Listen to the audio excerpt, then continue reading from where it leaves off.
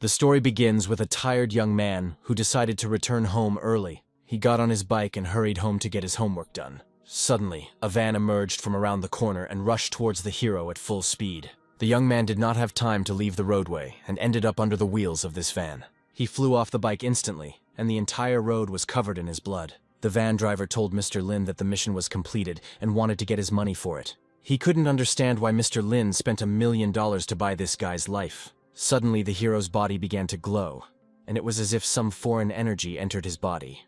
The young man gradually came to his senses and miraculously managed to avoid a catastrophic incident. He saw a case of a young man being humiliated at school because he brought only 30 marks, and not as expected by those around him.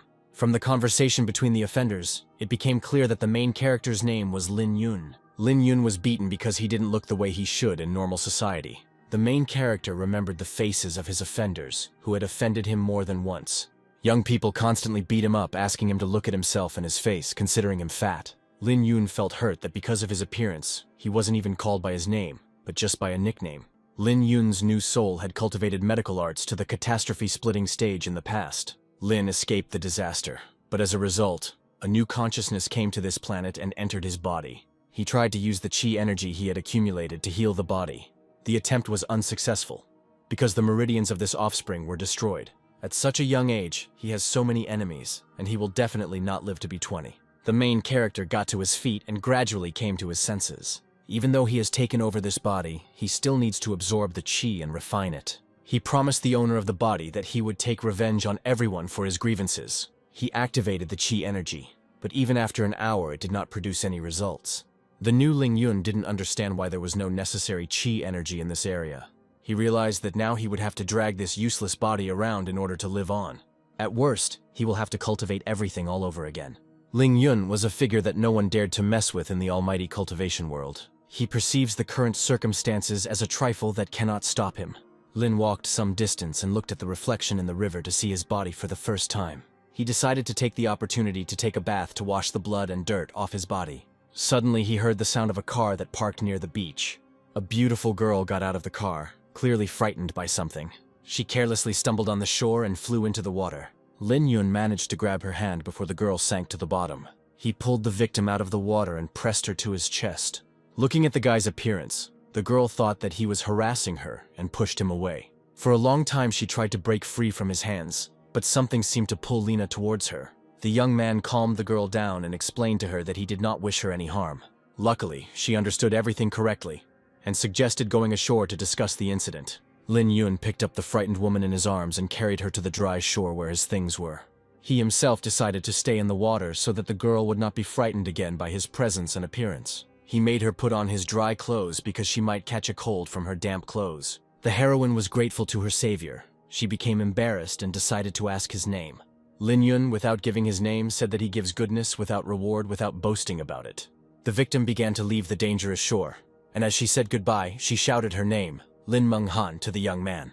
After she left, the main character smelled an incredible smell, and soon found its source.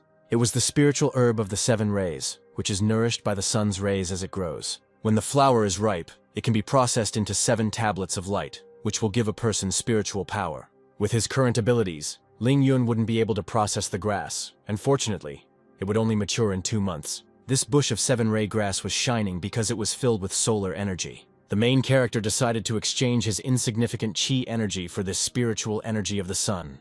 Despite losing some abilities, Lin still had the talent to absorb all types of energy.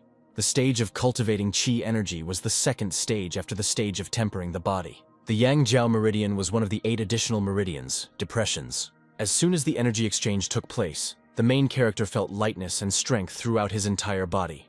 Lin made several movements and tricks to test the presence of power.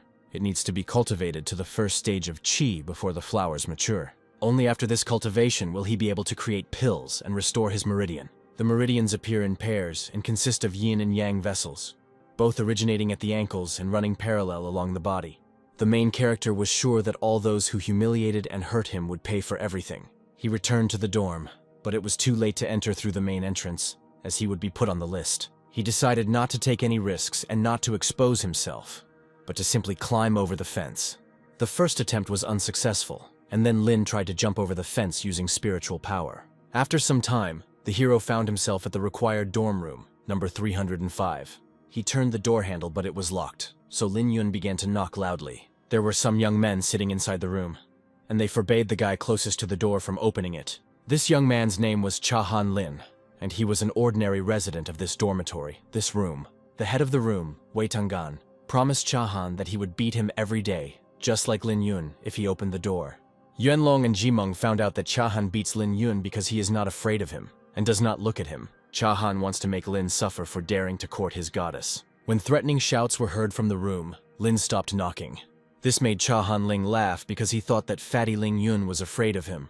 The next moment, the main character smashed the door of the dorm room with all his might. He became furious and attacked the residents, asking who dared to close this door. No one present expected such a bold reaction from Lin Yun, and everyone was stunned. Wei Tangan approached Lin and asked why he was late today and if he was okay. Lin clearly saw this man as a comrade, because he explained the situation to him without being rude. The leader joked that Lin Yun went to the river to commit suicide because he was not accepted into the group. The main character yelled at him and asked again who closed the door of this room. Cha rebuked Lin Yun for his impudence and declared that he personally locked the door. Then the main character couldn't resist, rushed at the leader and struck him in the throat. Cha Han didn't expect this turn of events and immediately flew to the floor, trying to get rid of this psycho. Everyone present was shocked that some humiliated person had offended their leader of the room. Lin Yun continued to beat Cha Han, slamming him onto the ground several times and kicking him in the stomach with all his might. Wei Tangan sharply shouted at Lin to be careful and look back. Behind the hero was an embittered Jimeng who decided to protect Cha Han. He stabbed Lin Yun in the back, but the protagonist didn't react to it at all. Jimeng felt an incredible pain in his wrist, and most likely it was broken. Lin Yun began to joke about how Jimeng had little strength, just like a small child. The guy couldn't understand why the fat man, who had been humiliated by everyone, had become so incredibly strong. The noise from this room brought the residents of other rooms to deal with those who were disturbing their sleep. They burst into the room and asked Cha Han and his comrades to deal with this loser Lin Yun. Cha Han asked the leader of the other room, Gu Yunlong, to subdue Ling Yun, otherwise everyone in this room would be weaklings. The main character reminded them how they had been torturing him for 2 years, and he had endured it. And now they had closed the door so that he could not enter. He realized that if he didn't fight them back, things would get even worse, and all the guys who came in supported him. The guests decided to leave Lin and Cha Han's squabbles behind and went to look for earplugs so they could sleep peacefully. Lin Yun realized that they were just cowards who would never fight back against him. The hero settles scores with Cha Han and continues to beat him, and he has already started to turn blue from the constriction of his throat. Cha Han suggested that Lin forget everything bad and admitted his guilt for 2 years of beatings. Lin decided to calm down and not beat Cha Han anymore this time, but promised that next time it would be worse. Cha recognized with fear in Lina, a great man who did not need to be contradicted in any situation. Lin promised that everything would remain in the past if, living under the same roof, they did not irritate him. If someone living betrays him, then he will also betray that person, and then life will be bad for everyone. This applied to everyone, including those who did not even intervene in the showdown and lay without a single rustle. Jimeng apologized to Lin and said that he was simply not in his right mind at the time of the attack. The main character was happy and calm that none of these cowards would touch him again. Now he can take the next step with peace of mind and take care of himself. Tomorrow, Lin Yun will say goodbye to his fat body and change forever. When Lin went to take a shower, all the residents decided to stop messing around and become friends with Lin. The next day, the whole school was discussing what had happened yesterday in room 305. Almost everyone didn't believe this nonsense that the fat guy stopped being a loser and beat up one of the coolest guys. There were also rumors that Ling Yun had chased Chao Shan last night and was later caught naked. The young men, hearing this, were angry that Lin was bullying their dream girl. A girl approached them and reprimanded them for discussing ridiculous rumors. It was Chao Shanshan herself, who is the most popular girl in the school. She returned to her friend, and she began to ask her if Lin had really been with her last night. Shan explained that she hadn't even seen the loser last night, and there was no need to believe the gossip. She revealed that the entire school believed the rumors to be true, and Shan immediately became angry. She wanted to find Lin Yun as soon as possible, and take revenge on him for all the rumors about him harassing her. She realized that if she went to look for Lin, the rumors would only be confirmed, and then there would be no point in proving anything. Shan decided to communicate coldly with him, because in that case, even a fool would understand that they had nothing. Shan explained to her that the only one spreading rumors could be Ling Yun in order to attract the beauty's attention. The The girls decided to fight back against this loser who has no right to think about the best girl in school. After one lesson, the students noticed that this fat man was running around the stadium with a bag of sand. The run was not easy for the hero because of his weak body, which does not allow him to cultivate. The girls thought that Lin wanted to lose weight in order to lose weight and become more attractive to girls. The main character moved almost on foot, and it seemed that this training would not bring him any benefit. His sister, who was irritated by jokes about his physical fitness, also noticed his exercise habits. Another beauty from the Zhuangmeika school, and Sam Jun, who was the son of one of the richest families, approached her. Min Lingu reprimanded them and stood up for Lin, saying that he was not a fat pig. These young people never suspected that Lin Yun was this girl's brother. The young man always liked Min Ling, even though he was paired with one of the most beautiful girls in the school. Min promised Zhuang that she would not forgive her if she said anything bad about her brother again. Zhuang explained that she had the right, because Lin Yun was the worst student and was beaten every day. The young man stopped his girlfriend and asked her not to overdo it with the sweet Min Ling. He apologized to his beloved and explained that Zhuangmeika was not one of those who could express himself decently. Zhuang considered this act of Sam Jun to be a betrayal, because they had been in a relationship for a long time. He promised himself that he would immediately break off relations with her as soon as he won Min Ling's heart. Someone from the outside announced the opening of a betting shop and offered to place bets on the number of laps that Lin Yun could run. Everyone around him thought that this unlucky fat man would not be able to run even one lap. Jun himself suggested stopping the showdown and asked the girls to join the company of bettors. Zhuangmeika announced to the loser's sister that the whole school knew that her brother was useless trash. She offered her a bet to place bets on the number of laps that Lin could run. The sister agreed to participate because she believes in her brother and is not afraid of losing to someone. Students from all floors watched as the main character tortured his body with intense exercise. Cao Shan and Jilin, who were among the crowd, did not recognize him as the former Ling Yun at all. Zhai suggested to her friend to join Teng Meng, who was gambling again. Teng Meng, who is the god of gambling and one of the four hooligans, greeted the girls. Zhuangmeika bet $2,000 that this loser would only run a lap. The friends bet a certain amount of money that Lin Yun would run 5 to 10 laps. Lin's neighbors did not understand why Goddess Chao and Teng Meng were so confident in him. Ji was afraid that their bet would be lost, since the bag weighed a quarter of Ling.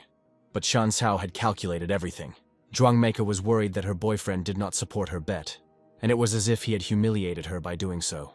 She wondered how much confidence Min Lingu had in her brother, and how much she valued his strength. Then the girl announced that her brother would run more than 10 laps and bet 500 yen. Teng Meng closed the betting shop and invited the bettors to go to the field to see the result live. It was hard for the main character to train his body, but he needs to properly temper his heart. Compared to what he had gone through in the cultivation world, this fatigue was just a drop in the ocean. Lin Yun had already run 2 laps, and some players had lost their bets. Teng Meng and his friend Chen Zhang concluded that the hero had already reached his limit in training. At some point, Lin's body became stronger and his steps became faster and longer. The boys immediately became worried because they realized that Lin had not used all his strength. Lin Yun paused and began to spit out blood, as if all his strength had left him. Everyone realized that if the main character continued to run, he could die. Suddenly, Lin Yun stood up briskly, and his aura finally activated. He grabbed the bag with one hand and ran at an even faster pace than before. After spitting out the accumulated blood, the spiritual power of the 7 luminaries' grass finally spread through the veins. Now all the spectators are becoming more interested in how this training will end and what the result of the bet will be. One of the bettors asked his friend to do everything he could to prevent Lin from running the 5th lap. Many others, on the contrary, were rooting for the athlete to complete the 5th round, and then they would get rich. Hearing this, the protagonist mocked them, because only 5 laps is not his style. Since this place has no spiritual energy at all, extreme training is the only way to break the shackles of the body.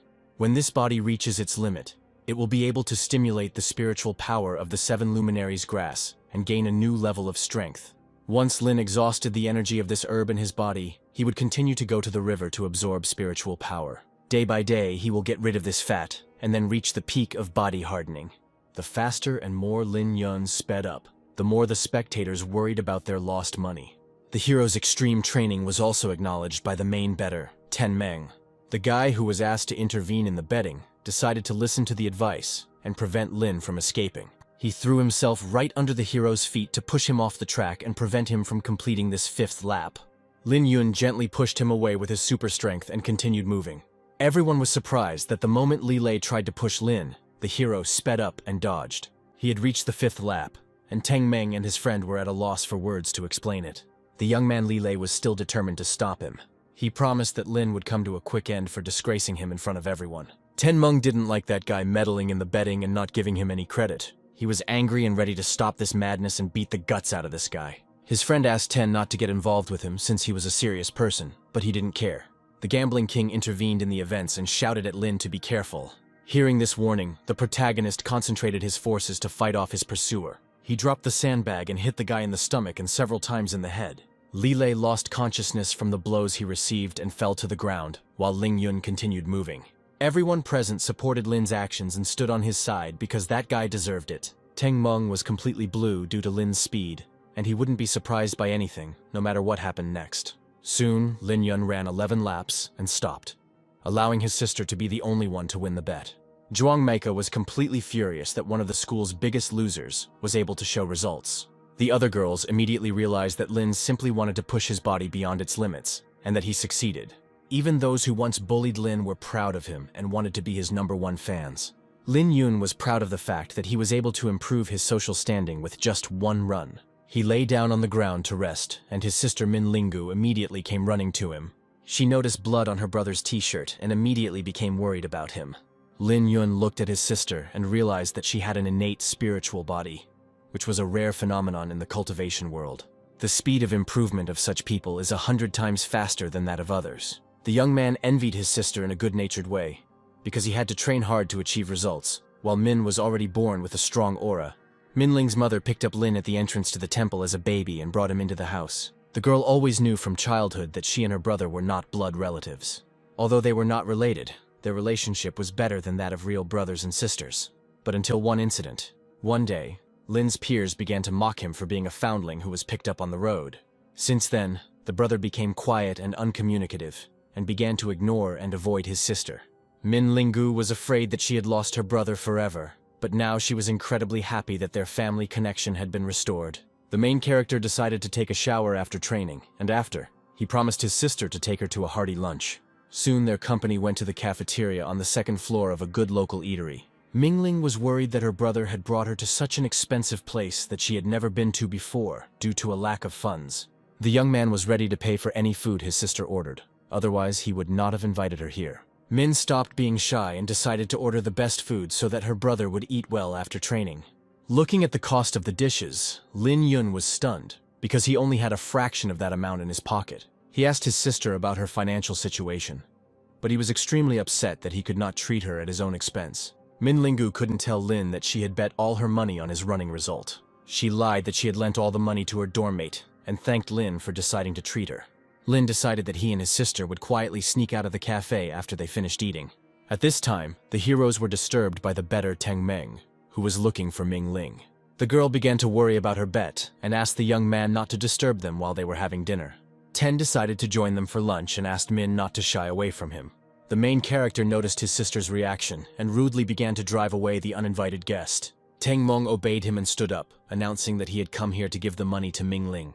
Min, afraid that she would be exposed, pretended not to understand what was being said and drove the young man away. Before leaving, Teng told her that she had won 10,500 yuan in a bet. Lena was intrigued by this phrase, and Ten told him that he had arranged a bet on how far he could run. According to him, only one bet 500 yuan that Lin would last more than 10 laps, and the odds were over 20. Min began to apologize to her brother for her misdeed, but he, on the contrary, scolded her for betting such a small amount. He asked her to go all in next time if there was a similar bet about him. The main character wanted to strip this guy who was involved in organizing bets naked. Meanwhile, Shan called her brother and told him that a fat schoolboy had broken his record for running with a load. Brother Shan set a record for carrying a load when he was in Shenmi's squad. The young man felt offended by this, because according to his sister, this fat man used to breathe heavily after taking 2 steps. He understood that the schoolboy had not simply pushed himself to the limits of his physical capabilities. Brother asked Shan to be more careful, because those who push themselves beyond their capabilities begin to develop at a rapid pace. At that moment, Shan's friend came up to her and interrupted her phone conversation with her brother. The girls were hungry in the morning, and so decided to go have a bite to eat in the same cafe where Lin and her sister were sitting. Entering the second floor of the cafe, the girls did not expect to see Lin there, because only wealthy students can afford this floor. Cao Shun and Jilin decided not to be shy and joined his company. For some reason, they were confused by Lin Yun's special care for her sister. Chao Shan decided to give Teng the 1,000 yuan she lost in today's bet. The main character decided to take them for himself, because they are owed to him because the bet was about him. When Teng Ming began to protest, Lin agreed to return the money if he ran 11 laps with a bag on his back. Here Ji noticed that since the beginning of their shared dinner, Lin had not once looked at Chao Shan, who was clearly waiting for his gaze. The beautiful Shan couldn't stand it any longer and yelled at Lin for pretending that she wasn't there. Lin Yun's new consciousness didn't know this girl yet, and the hero assumed that she came with Teng Meng. Teng told Lin that this was his classmate Chao Shan, who was the most beautiful girl in the school. Chao ruffled her feathers and made an evening appointment with Lin for tomorrow so that he would regret forgetting her. The angry girls decided to leave the company and both left the cafe. Lin promised his sister that he would not go to any meeting tomorrow evening, and now he suggested that they finish eating and go to class. Teng Meng was surprised that Lin was going to visit the class for the first time in a long time and catch up on the program. On the way from the cafe, Shan expressed her resentment to her friend that Lina was not interested in sitting with her in the same company. And then Ji realized that her friend was too fixated on this Lin Yun and was making plans for the future with him. Chao Shan began to justify herself and said that she hated Lin more than anything in the world. It was clear from her behavior that she was lying and that she was harboring tender feelings for him in her soul. After lunch, the first lesson was history, and the students were excited to see Lin there. When Lin first opened a history textbook, he saw things that were interesting to him. The history teacher entered the classroom and was surprised by the presence of the main character in the lesson. All the students immediately stood up to greet the teacher, but Lin did not do so as he was absorbed in his thoughts. He read in a textbook that in the ancient period before the Qin dynasty, there were hundreds of schools of thought, such as Taoism. The Tao gives birth to one gives birth to two, from 3 living beings are born, and the Tao, followed by heaven, follows nature. Ling Yun wants to carefully study this book, which describes the method of spiritual practice, the scriptures for cultivation. The problem was that the density of spiritual energy in this place was so low that such sacred scriptures were useless. The hero knows that real cultivators may be hiding among ordinary mortals. Ling Yun had been standing out too much lately, and might once again become a target for those people who had destroyed his meridians. Fearing that there were skilled cultivators hiding in this humble world, Ling Yun made the decision to speed up his training. At this point, the teacher picked up Lin Yun and asked him to leave the classroom because he was disrupting the lessons before an important exam. The students were angry with Lin and took the opportunity to insult him and agree with the teacher, who had hated Lin for a long time. The main character apologized to the teacher, explaining that he simply got carried away reading and did not keep up with the general rhythm. The man began to interrogate Lin and asked him what he could remember from what he had just read. Lin said that he had memorized everything from the ancient period of the pre-Qin era to hundreds of schools of thought. The teacher asked Lin to retell everything from beginning to end, expecting him to make the first mistake. The main character was afraid that he would not have enough time in 2 lessons to retell the whole story. The teacher suggested that Lin start now and continue the story after lunch when there would be 2 history lessons. To eliminate any hints, he asked the student to stand near the board, explaining that this would allow for better hearing. Cao Xian decided to stand up for her lover, but Ji immediately pulled her hand away. Ji was finally convinced that her friend was head over heels in love with Lin Yun. Shan explained that she was going to stop this situation as the class president, so as not to waste precious class time on the boring Lin. She reassured her, because her 6th sense told her that Lin would be able to get out of this somehow. After 4 hours of non-stop storytelling, Lin had correctly reached Chapter 6. There was absolute silence in the classroom, and all the students sat with their mouths open, listening to his story. The lesson ended, and the teacher publicly admitted that Lin had the best elementary memory. He announced that the next lesson would be self-study, and asked Lin to go with him to the teacher's office. He left Chao Shan in charge, and only then did Lin notice that she was actually in his class. During recess, all the students discussed Lin, who retold the history book word for word. Only Lin's deskmate knew that the young man had started reading this book before class. In private, the teacher handed Lin important materials to help him prepare for the upcoming exam. Having recognized the student's talent, the teacher promised that he would never insult or abandon him again. Lin will only need 1 night to deal with this amount of information. Teacher Un was upset that Lin's talent was revealed before the end of his training, and not at the very beginning. When the hero returned to class, all the students were discussing their plans for the rest of the day. Lin will spend the entire evening studying the materials given to him by his history teacher Un. His deskmate expressed admiration for him and asked why teacher Un had called him. The main character talked about the praise, and how the teacher was now interested in Lin passing the exam with the highest score. During the next few lessons, the teachers didn't bother Lin at all, but he noticed that from time to time, someone would glance at him. The students expected to see the same thing from Lin as they had seen in history class, but their wishes were not destined to come true. After classes, Lin was invited to the dormitory, but he refused, choosing to study the subjects on his own. History helps him understand how the world developed, and geography helps him understand the structure of the world, natural features, and people.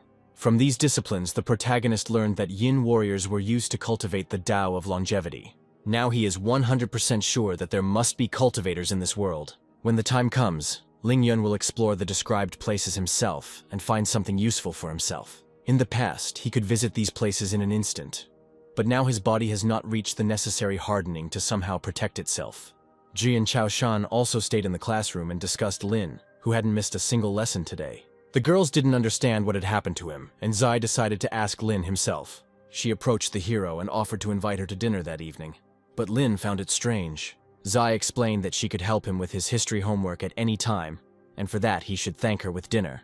When the hero agreed to such a service, Ji decided to take Shan with her, but Ling was against it. The young man explained that he only agreed to have dinner with the two of them because he didn't like Chao Shan's nasty character. Ji felt offended for her friend, for whose sake she had arranged this evening meeting. She decided to get out of it and turned her gaze to Lin's textbook, which depicted interesting places in the world. She told Lin that Shan had been to these places before and could tell him more about them. Not noticing the trap, the protagonist happily agreed to take Chao Shan to dinner at the restaurant opposite the school.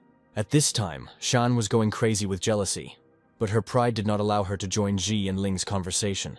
Jai stepped aside to call the restaurant and reserve a private room. Suddenly, she crashed into a huge young man who abruptly blocked her path. He overheard Ji's conversation and told her that he wouldn't mind going to dinner with Shan Cao. Upon seeing Jufa, Shan became furious and began to chase him out of her classroom. Guo Jufa was the biggest bully among the 4 bullies in this school. All the students were afraid of him, because no one would be able to save them if they became his living target. This dangerous guy's father is the head of a real estate company. Guo Jufa is acting out in school and no one dares to discipline him in any way. He looked around the class and his gaze immediately fell on Lin, who was sitting modestly at the back of the class. Shan realized that Jufa had been targeting Lin from the very beginning, and she wanted to help her lover with all her might. Jufa reassured her and promised that he would definitely go with her to the reserved restaurant as soon as he finished his business here. He addressed Lin as if he were a pig and asked him how he had managed to distinguish himself in history today. The main character asked the bully for the right to ask him a few immodest questions. The first question was how many times Jufa had beaten Lin in the past 3 years, and how much money he had taken from him. The young man didn't even remember how many times he had beaten Lin Yun in front of everyone. Jufa would always take it upon himself to beat him up whenever he or his friends got the itch to punch. As for money, he robbed Lin a couple of times for only 3,000 or 4,000 yuan, because he was a real beggar. Today he heard that Lin's sister had won the bet, and also that Lin had pocketed Shan's lost money. He asked the hero to give him all the money nicely, otherwise he would take it by force when he could no longer move. Here Cao Shan stood up for her classmate and began to drive away Jufa, who was no different from a robber. Lin didn't pay attention to this and continued talking to the young man, asking how much money he had with him now.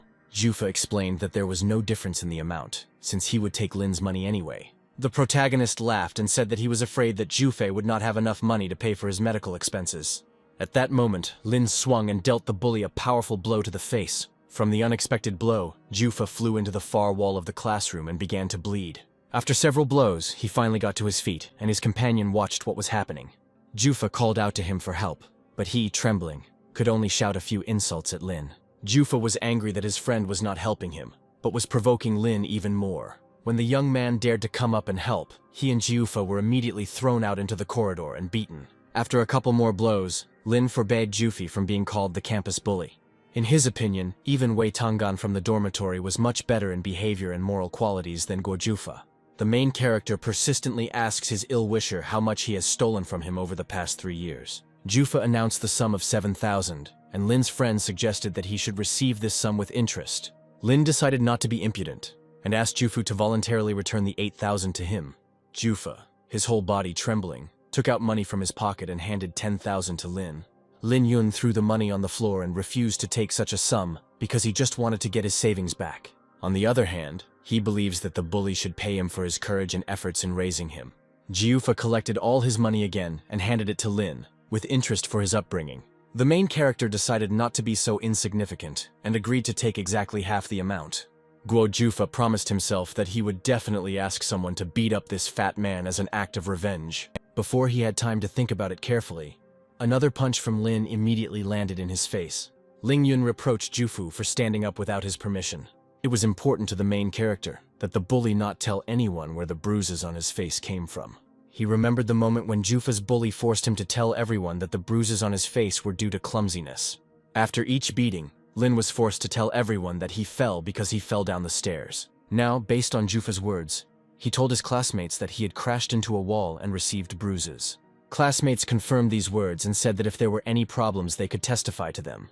Guo Jufa promised the hero that there would be no problems with him in the future, and that he would be careful. Lin Yun asked him not to appear in front of him again, otherwise he would beat him even more.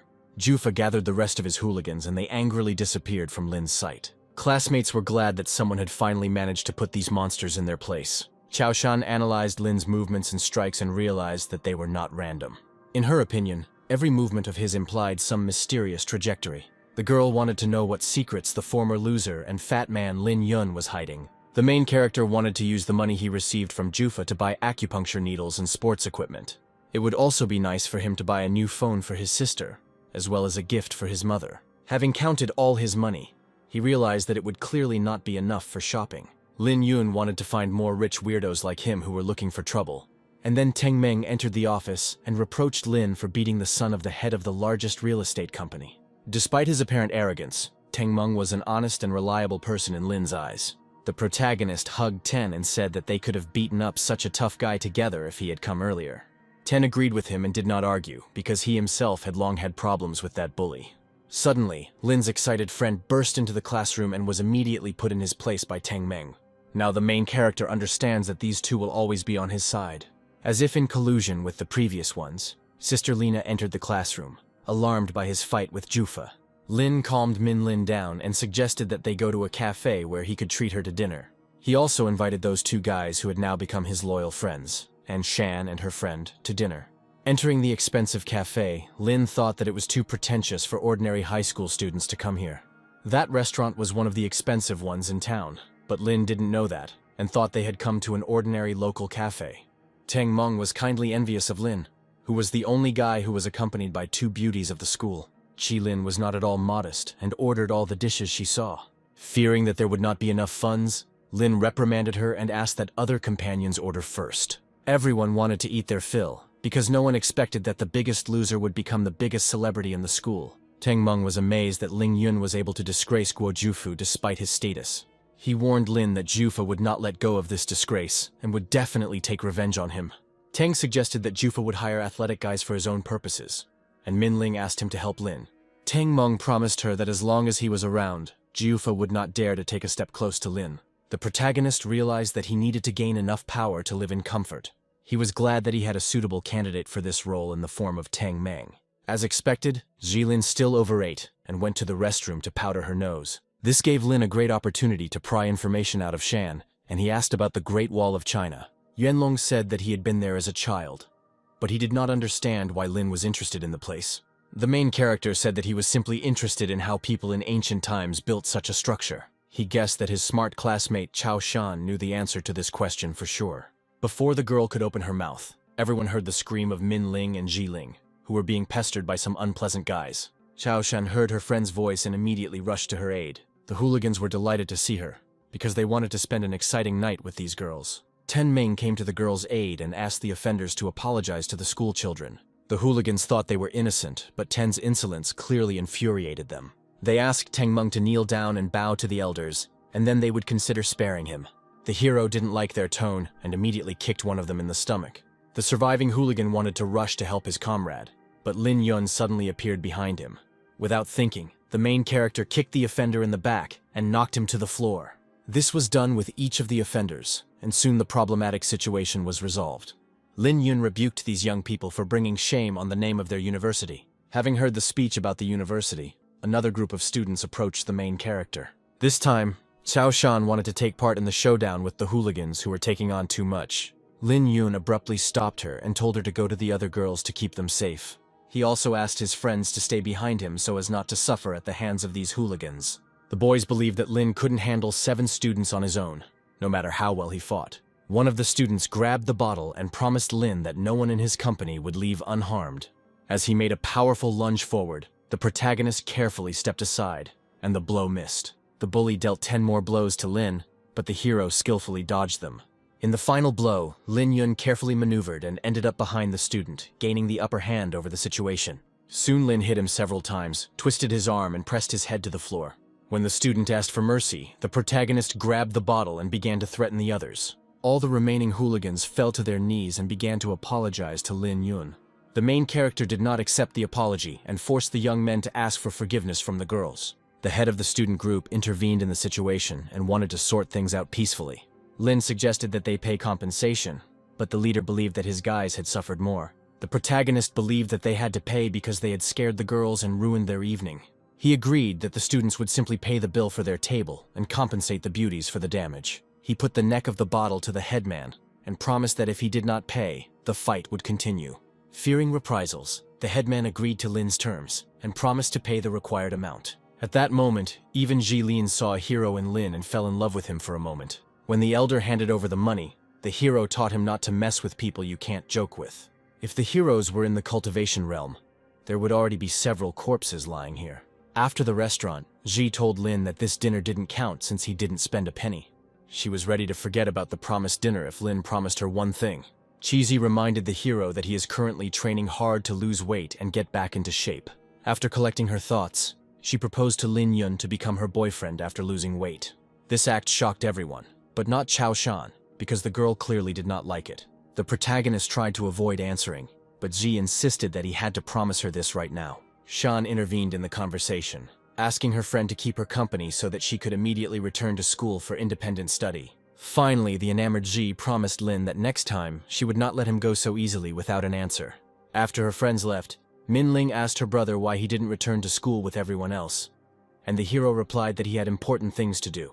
Teng Mong decided to keep Lin company since nothing would happen to him that evening. Sister Lin was worried that her brother had started skipping classes again, since he had only recently said that he would start studying hard. She can't shake the feeling that her brother will only get better and better in the future.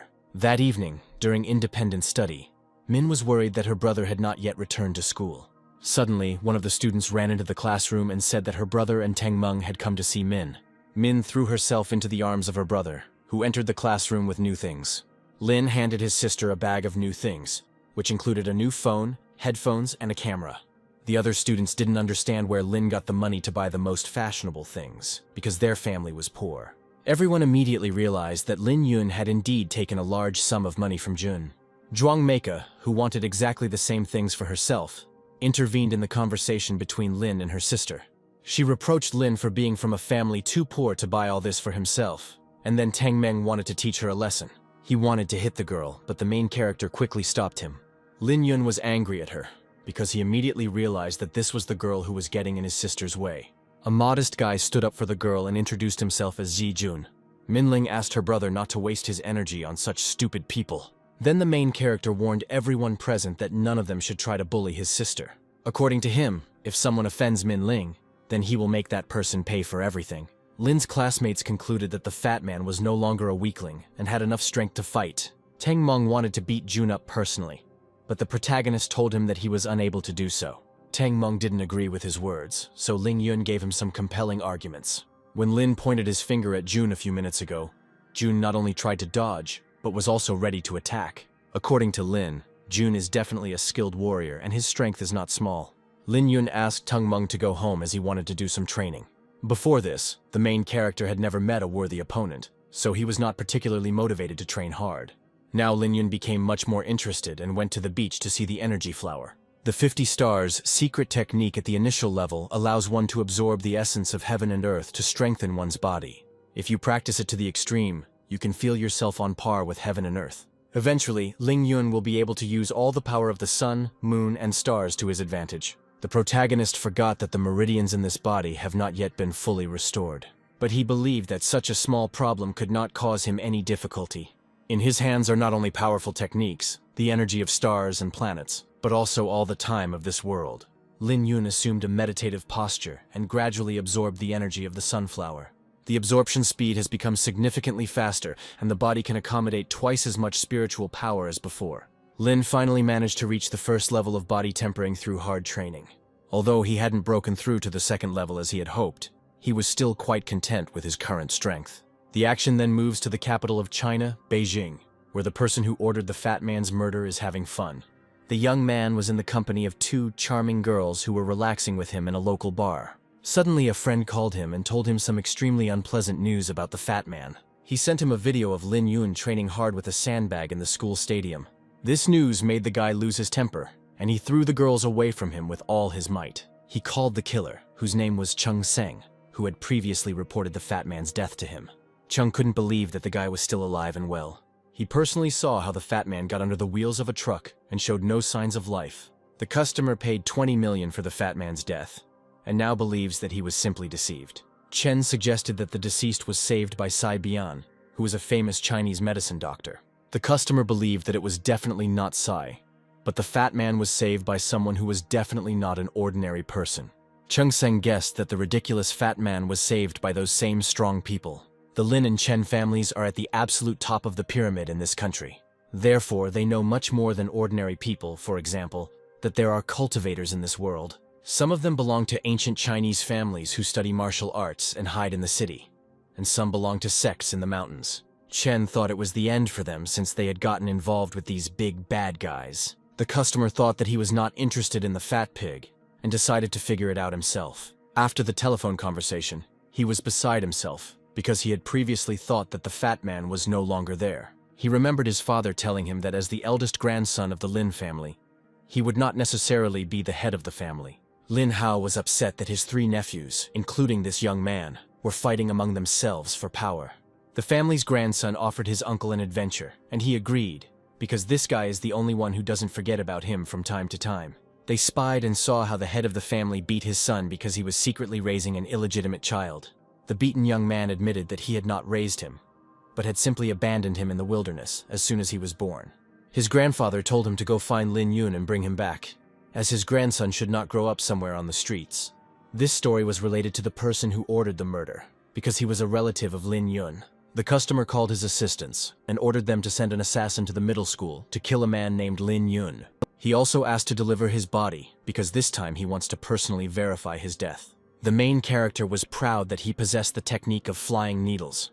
At his current level, he can hit the ball without missing from a distance of up to 10 meters. Thanks to his knowledge of the body's meridians, silver needles can be used to heal and save the sick. Lin didn't know where he could get silver needles that would serve him as a powerful weapon.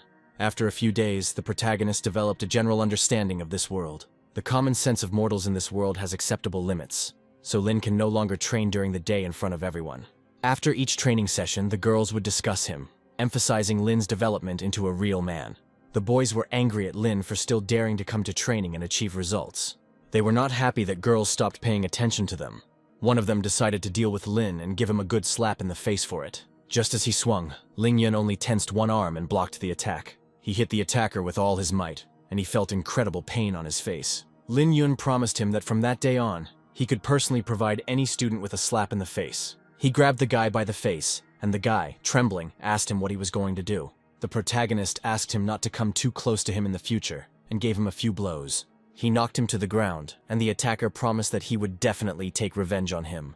Lin didn't like these words, and he threw the guy over his body. The hero promised everyone that he would not touch anyone until the moment when someone decided to offend him. One of the students was watching the events and was interested in Lin Yun and his techniques. Returning home last night, the main character saw a pharmacy and decided to buy silver needles there. Then the same girl who had previously watched his training called him. This heroine attracted Lin Yun with her beautiful figure, and he decided to talk to her. Her name was Xu Mei Ning, and she was curious about where Ling Yun was heading. The hero said that he was going to buy something useful, and the girl decided to go with him. When Xu began to pester Lin, he finally admitted that he was going for the silver needles. He said that he needed them to inject the body so that it would not hurt, and sometimes, on the contrary, so that it would hurt. The girl said that their family not only had silver needles, but also a lot of gold ones, so Lin could go with her and buy them for himself. The main character was wary of her, and first asked why she had approached him. She said that her grandfather accidentally saw Lin running with a bag on his back, and was interested to meet him. Grandpa Xu is a Chinese medicine doctor, and the number of different needles he uses after treating patients continues to accumulate. If the main character pleases him, he will be able to buy any number of needles for himself. Lin Yun still agreed to the proposal, and went with the girl to the Shu family. Shu pestered Lin the whole way and did not react to his refusal.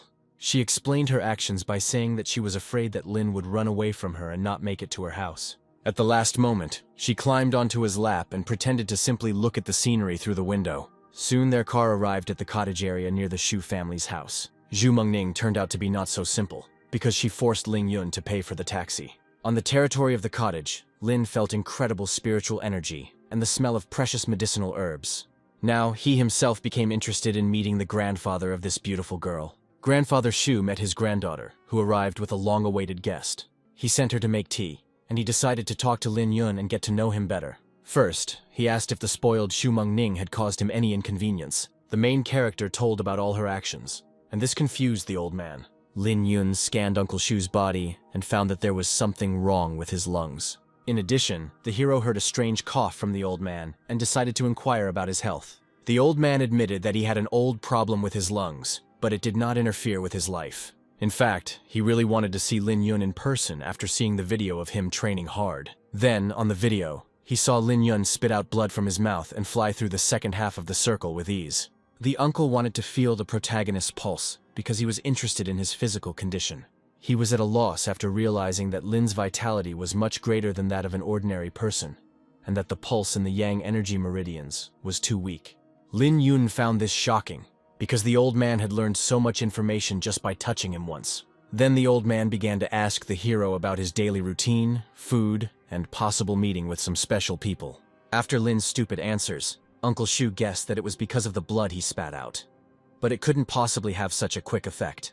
Lin Yun couldn't admit that he had absorbed the immortal qi and purified the bone marrow, because his uncle and his granddaughter would be scared to death. Shu Mengning came out to the heroes, suddenly interested in Ling Yun's body. Grandfather admitted that Lin's physique was several times stronger than that of an ordinary person, and the recipe he prepared would be useless. The girl confessed to Lin that her grandfather had specially prepared a recipe for him that restores the body. Old man Shu said that he had a very important duty, which was to treat and save sick people. Mengning said how many people around the world begged her grandfather to treat them. Lin didn't expect that this old man had such a kind heart, and decided to help him in return.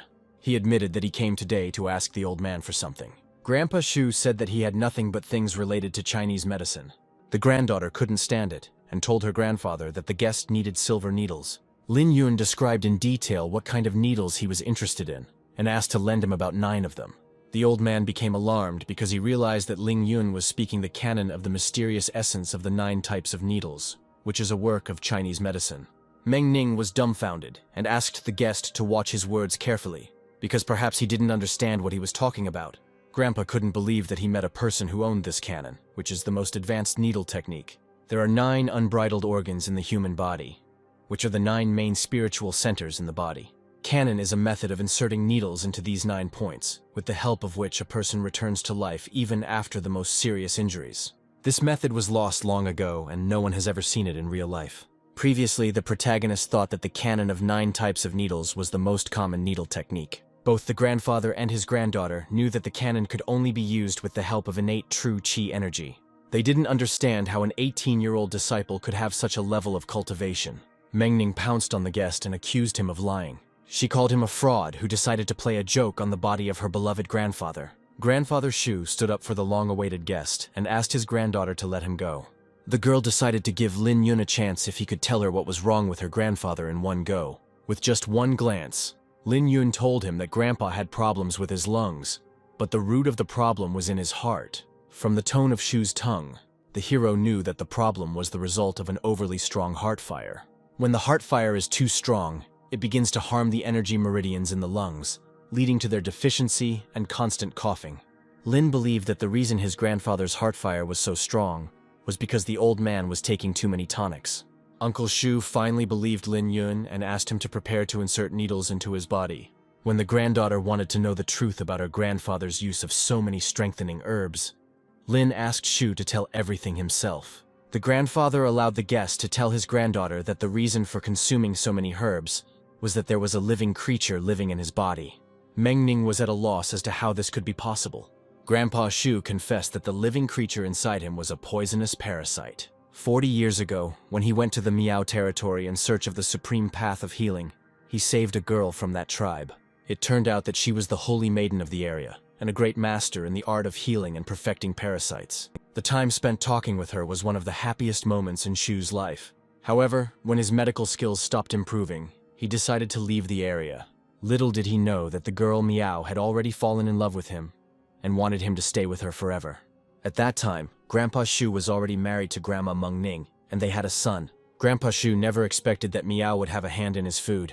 She still planned it in such a way that Shu couldn't avoid it. It seemed to the main character that he didn't even try to escape this situation and simply gave in. After making love, the parasite penetrates the body of another person and does not allow him to forget his partner for the rest of his life. The granddaughter asked her grandfather why he abandoned his beloved and simply did not take her home.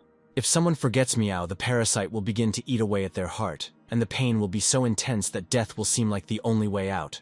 When Miao relaxed, Grandpa Shu sensed the parasite's weakening and decided to escape from her territory. He couldn't get the parasite to leave his body, so he had to find a way to suppress it.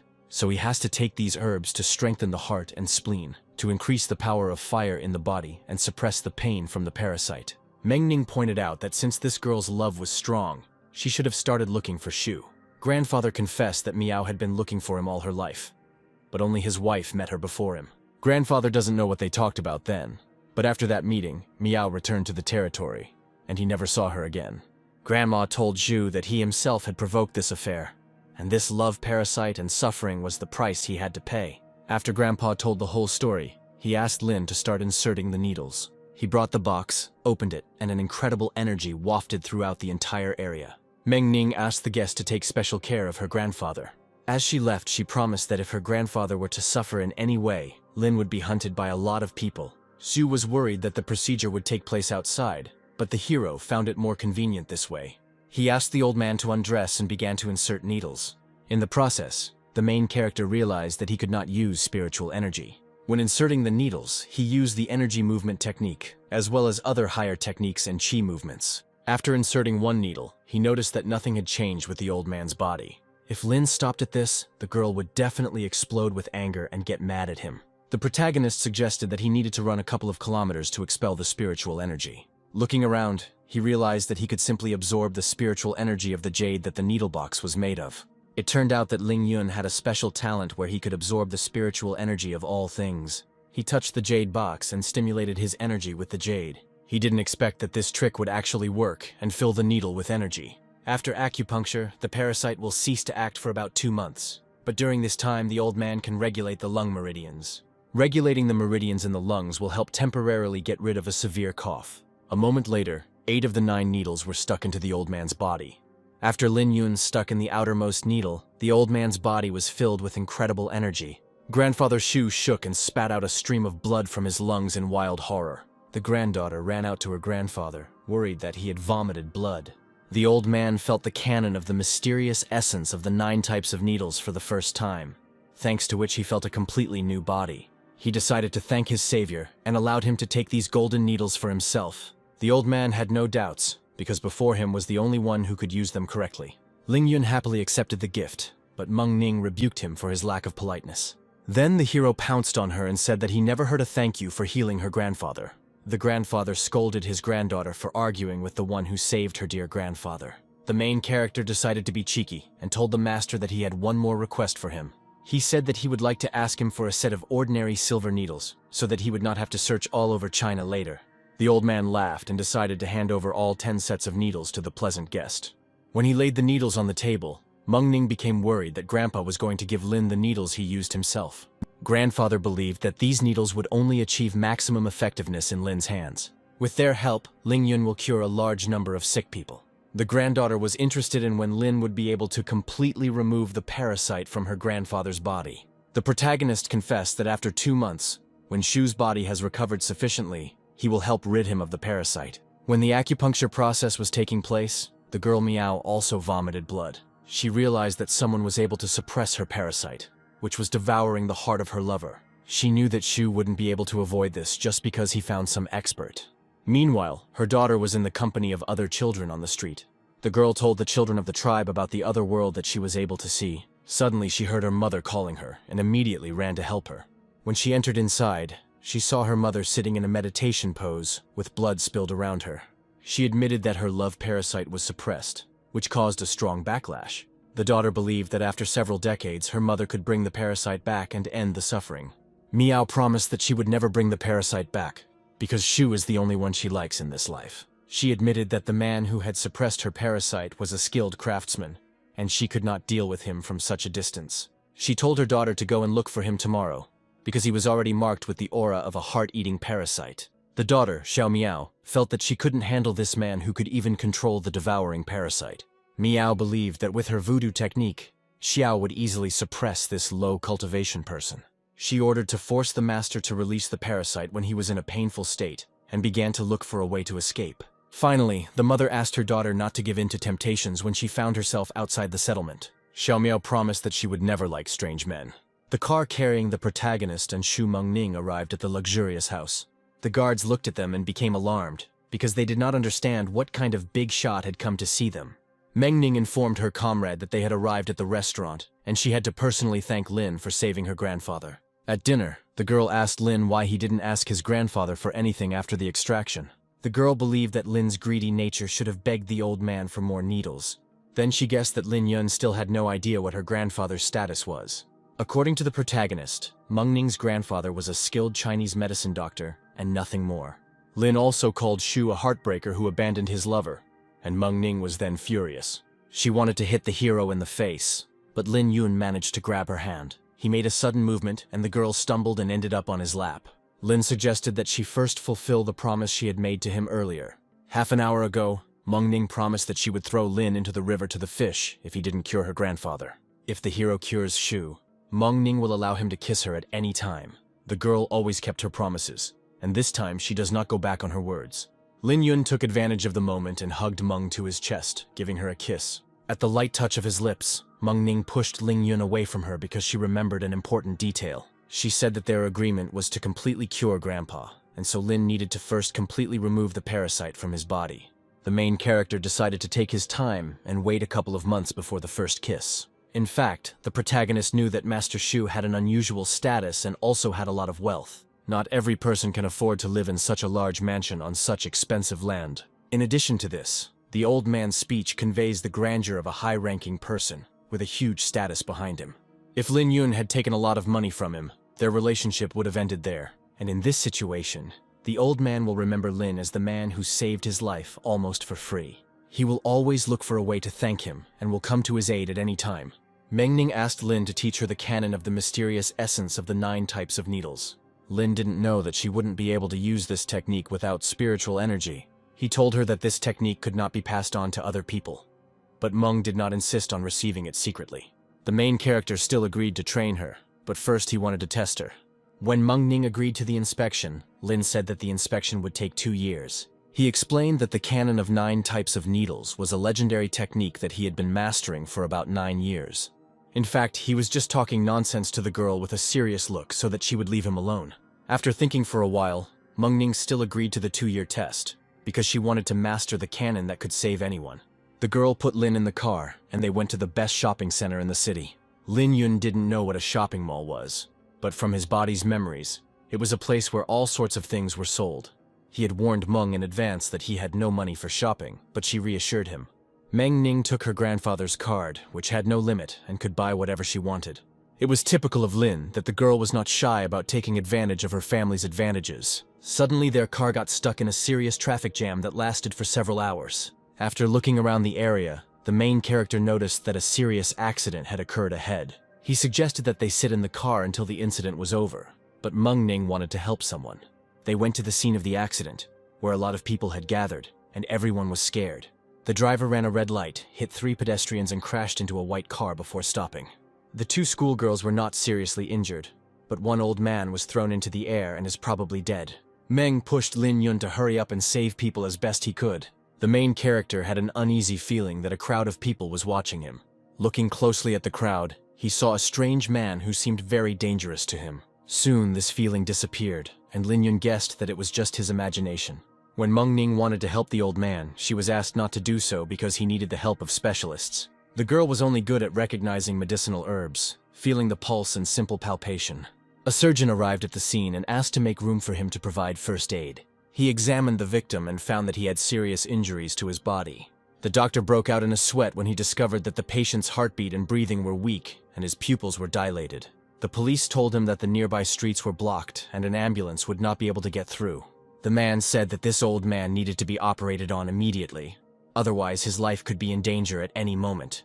Meng Ning looked at Ling Yun and asked him to save this old man from death. The protagonist promised her that the victim would not die as long as he was here. The doctor stopped Lin and asked him to stop playing with people's lives because this is not a playground. His reaction makes Meng Ning angry because his opinion will only hinder Lin. The main character decided to let things slide, but Meng Ning immediately grabbed him and tearfully asked for help once again. The protagonist told her that the old man's condition was stable for now and went to check on the other victims. He asked the girl to help him with this, and she happily agreed. Lin examined the schoolgirls and decided to stop their bleeding with acupuncture, and then set the bones. Meng Ning was confused by the protagonist's calmness, who remained composed in the face of so much blood. The cultivation world is a place where the strong eat the weak, and where fighting for one's life is commonplace. There, you take every step with your sword pointed in front of you, so Lin saw many scenes where blood flows like a river. Lin Yun examined the schoolgirl and promised her that she would soon recover completely. After his touch, the girl realized that she felt great, and that she was not in any pain at all. Then the main character examined the girl driver, who simply lost consciousness. He inserted a needle into her neck to restore consciousness, and asked an assistant to monitor her condition. Noticing his actions, the doctor was surprised that an ordinary schoolboy knew Chinese medicine and saved the victims in such a short time. He regretted driving Lin Yun away from the accident scene and not letting him take care of the victims. Lin Yun asked the doctor to let him take care of the old man's wounds, and he happily agreed. Lin Yun asked him not to let outsiders near the scene until he had inserted the needles. Since Lin cannot use his spiritual energy, he will have to rely on acupuncture points. The doctor watched with interest as the entire process, from palpating the points to inserting the needles, was carried out without hesitation. He guessed that Lin Yun had decades of experience in Chinese medicine behind him. The crowd became alarmed that the schoolboy was inserting needles into the victims' bodies and started making a noise.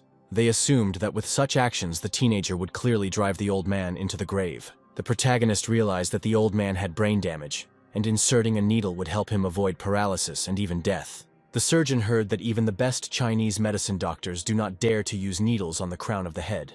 Lin Yun, without any hesitation, inserted the needle into the crown of the head and saved the old man. When the old man moved his fingers, the crowd of people admired the protagonist's action. During this work, Lin Yun realized that he was having a very difficult time without spiritual powers.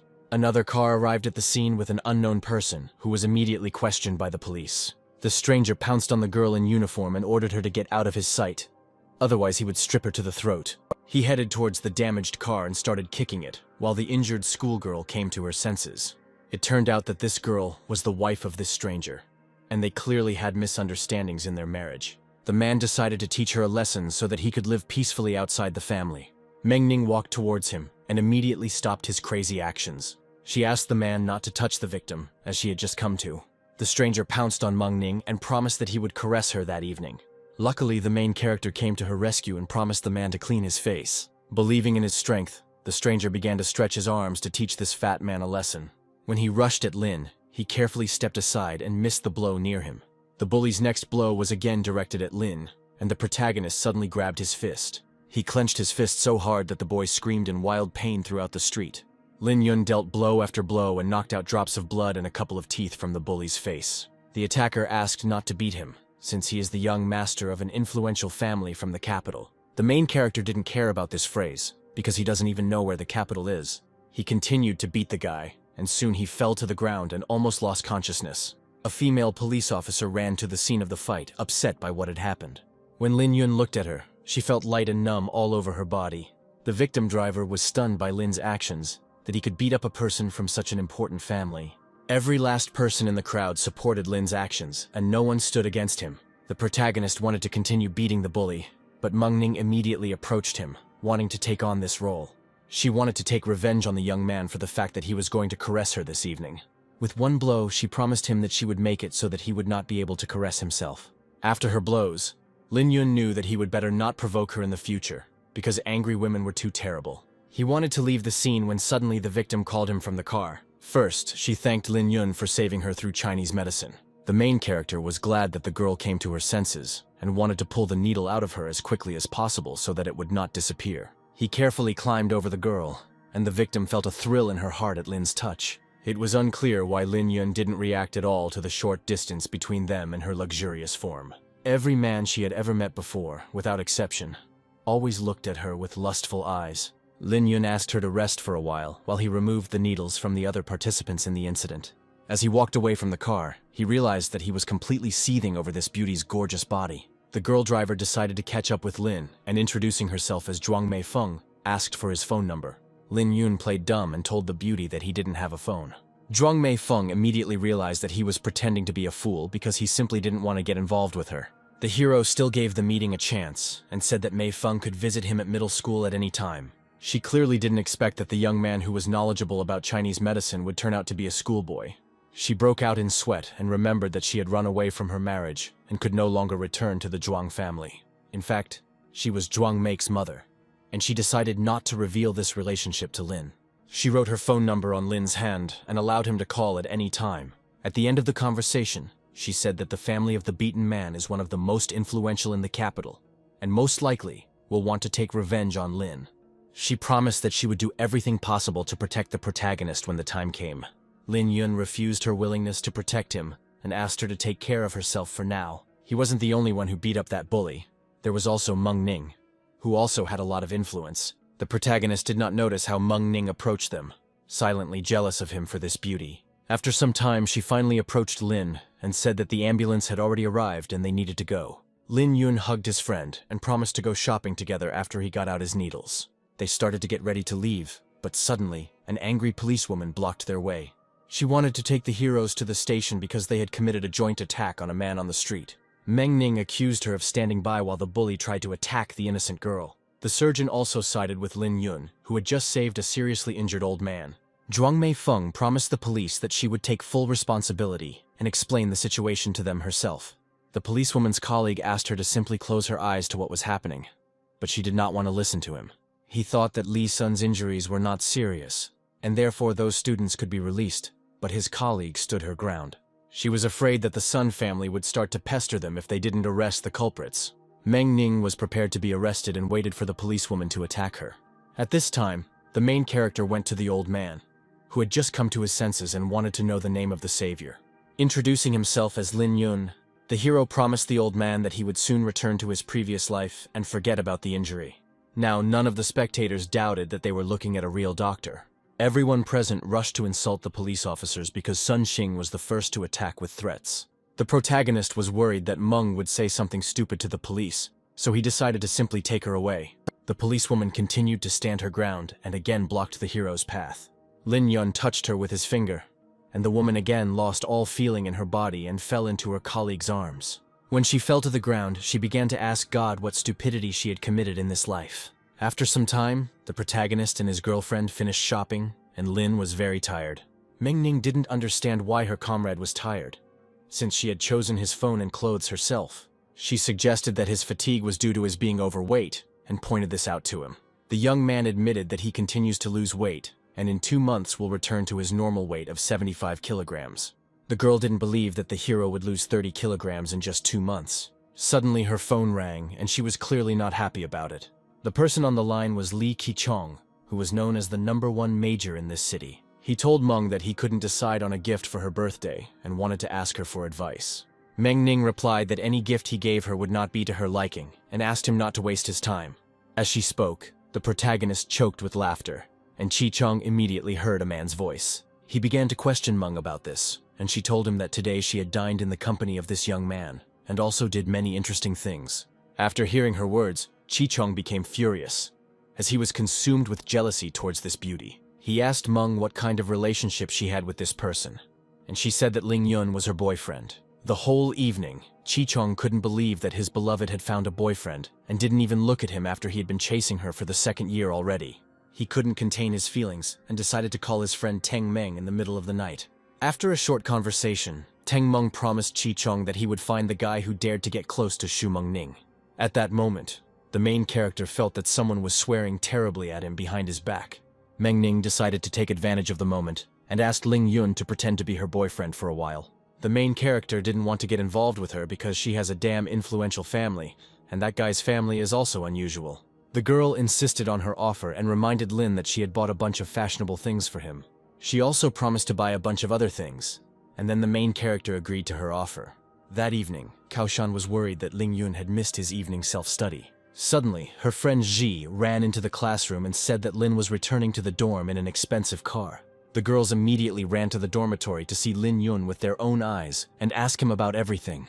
The protagonist left the dorm and headed towards his sister, pretending that Ji and Kaoshan simply didn't exist. The group leader couldn't withstand such a blow and grabbed Lin Yun and led him away. She reproached him for skipping classes in order to go shopping for expensive things. The young man wanted to justify his actions, and in conversation accidentally said that he was in the company of an interesting person. Xiaoshan wondered what kind of person her classmate was talking about, and Lin admitted that he was in the company of a girl. He said that he wanted to pass his exams successfully and go to university. But at this time in his life, he was a little confused. At the end of the conversation, he asked the headman what he was doing had to do with her, and this made the girl shut up. Xiaoshan decided to teach Lin a good lesson and kicked him in the stomach, but he suddenly grabbed her leg. The beautiful schoolgirl and the former fat man were a few centimeters apart and silently looked into each other's eyes. When Lin Yun hugged her waist, Shan blushed from the excess of her feelings for him. The heroes noticed that a lot of people were gathering around them, discussing this incident.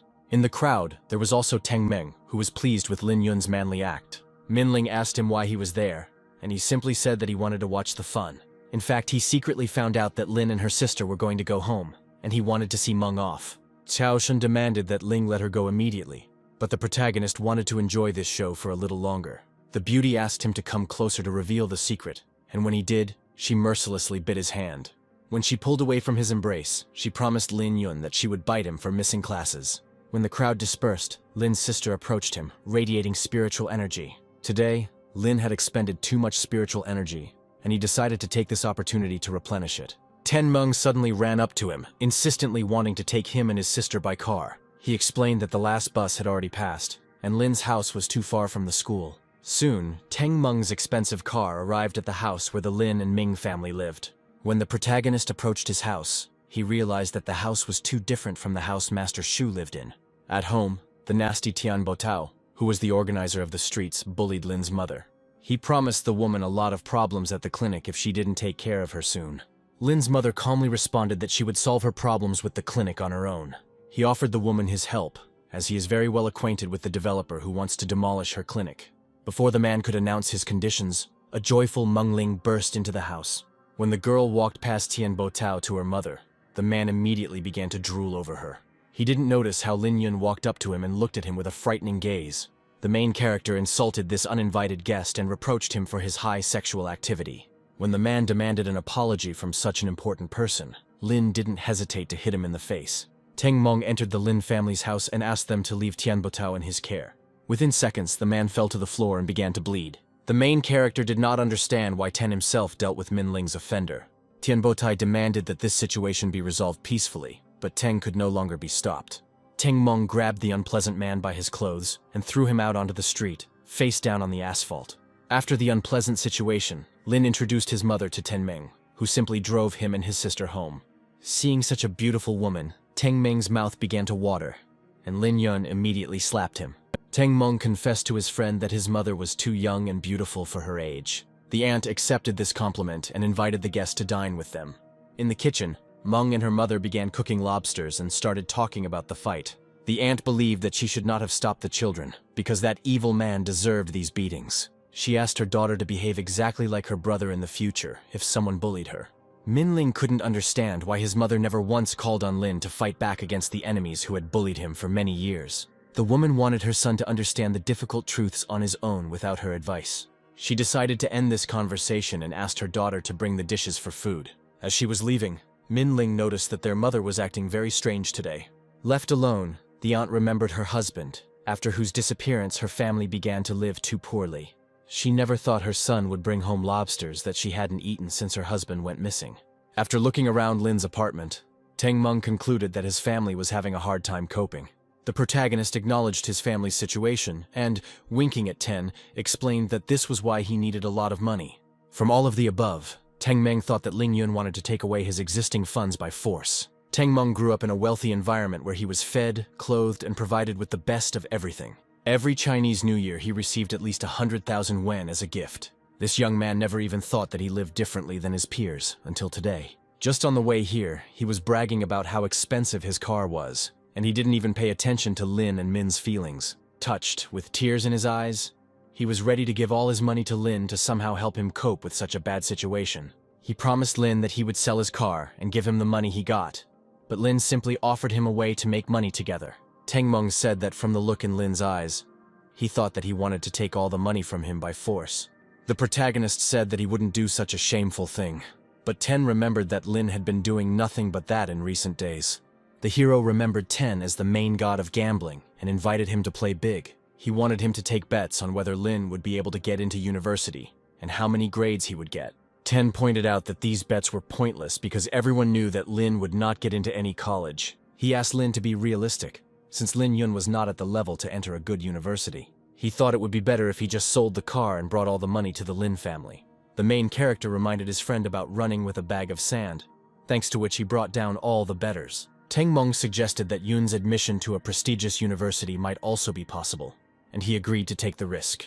Lin Yun proposed a deal where they would deceive Ju Fu and Jun and the other rich students in the school. Their conversation was interrupted by the aunt, who invited everyone to join the table. Ten Ming can be called a gourmet to some extent, because he has tasted many delicious dishes in his life. Despite this, Auntie's culinary skills would make her a goddess in any restaurant and would surpass all of Teng Meng's delicious dishes. The young man did not understand why a person of such a level lived in this shabby clinic, and he felt uneasy in front of her. The mother asked her son to eat a few more servings because he had lost too much weight recently. Today, Lin Yun bought a lot of things and even took the initiative to teach Tian Botao a lesson. He is now a completely different person compared to the previous weak and incompetent Lin Yun.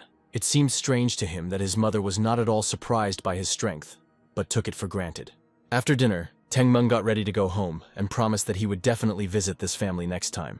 Lin Yun asked him to do one favor if he was going to have dinner with them again. The main character would like to rent an apartment near the school and asked Ten to find a suitable option. He explained his desires by saying that he wanted to live in a quiet area and not encounter too many people while training. On the way home, Ten couldn't stop thinking about Lin's family, in which all three people had different surnames. Moreover, Aunt Chin is dressed in ordinary clothes, but her manners are far superior to those of ordinary people. Meng assumed that his classmate had a fascinating history and a lot of suffering behind him. After dinner, the protagonist went to the Grass of the Sun to conduct another spiritual training. He got there in a short time and decided to use the time he saved to swim in the river. He had finally used up all the spiritual energy in his body, and now it was time to move on to the second level of tempering. After reaching the second level of body tempering, all aspects of the body will be improved. The amount of spiritual energy that Ling Yun could absorb would also increase with this. After hard training, the protagonist reached the second spiritual level of body tempering. At that moment, he felt a core of energy accumulation appear in the center of his abdomen. He realized that it was the immortal spiritual energy that protected his original spirit during the time travel and the crossing of the disaster. Lin thought that his spiritual energy was completely depleted after crossing time, but it turns out that it was hidden within his body. Unfortunately, he can't use it now, but this immortal energy will be very useful for his cultivation. He thanked God for such a gift and decided to start practicing the valuable technique of 50-fold stars. His training lasted until dawn, and Lin needed to get home quickly before they started looking for him. Meanwhile, at the food market, hooligans harassed a saleswoman and ordered her to leave the area. Lin Yun immediately felt that a group of men were bullying a pregnant woman right in the middle of the street. The hooligans insisted that the girl leave the market or pay for her trading place. One of the attackers suggested that she come to the bar with him that evening and chat, and then she would be able to sell whatever she wanted. The pregnant girl apologized and said that she was going to see her husband at the hospital in the evening. The guy was not against going with her to have fun in front of her husband, and then the girl could not stand it and slapped him. The man reacted instantly and swinging, felt Lin Yun's hand on himself. When the protagonist squeezed his hand, the guy shouted out that he was the nephew of the respected Tian Botao. The woman begged Lin to run away from this dangerous territory, as these people were not to be trifled with. Lin Yun didn't mind stretching his arms on them after such a hard night of training. In a matter of minutes, he neutralized all the attackers and threw them far away from this beauty. The young man realized that he needed to continue training because his body still felt pain when he punched. The pregnant girl began to lose consciousness from the sight of blood. But fortunately, Lin caught her in time. After scanning her body, he informed her that if she continued to work, both she and her baby would be in danger. He said that his family has its own clinic and invited the pregnant woman to come see him today. In addition, the main character gave the needy woman some money so that she could take care of her husband. When the woman refused, Lin explained that the money would cover the cost of food spoiled by the garbage. The woman could not hold back her tears, took the money, and left the market for home with great gratitude. At that moment, the main character realized that he had given her all the money he had with him, but he did not regret his good deed at all. Lin Yun heard that one of the attackers had come to his senses and was begging for mercy. The hero masterfully explained that the hooligans should pay him for the physical harm to his hand. He began to threaten to punish all the hooligans, and he finally agreed to pay the required amount. After this unpleasant situation, the pregnant woman came home and did not know how to thank Lin. She remembered that her husband had allowed her to sell the family heirloom if money became really tight. The beauty took the box with the relic and decided to give it to her savior as a gift. That same morning, Ling Yun returned home to find a worried Min Ling waiting for him. The mother simply calmly asked her son not to leave for long periods of time again, or to warn his sister. When the sister brought her brother clean clothes, she noticed an interesting box on his table. When Ling Yun allowed her to open the box, the girl placed her hands on the jade, and the jade began to absorb her energy. For the first time in his life, Lin Yun sees something that can suck spiritual energy from the body. Now he understands that in front of him is a repository in which his own energy can be stored. Previously, he thought that the power of the 7 luminary spiritual grass was simply dispersed into space. Now, thanks to this box, Lin will be able to store spiritual energy and access it whenever she wants. He thought it was almost the same as having an energy-gathering talisman that could be used infinitely. After this, the heroes went to a family dinner, where Lin wanted to confess how he became rich. He hinted to his mother that he could help her with the clinic, because he was able to cure any disease. The mother did not react to these strange words of her son and accepted the offer. She happily went shopping with Min Lin, while Lin remained as a clinic worker. The hero believed that people had a wonderful chance to be treated by such an immortal doctor who would save them from any disease. When no patients came to see him for several hours, he decided not to waste time and practice with needles. He took the golden needles and threw them at the target, hitting the right spots on the little man.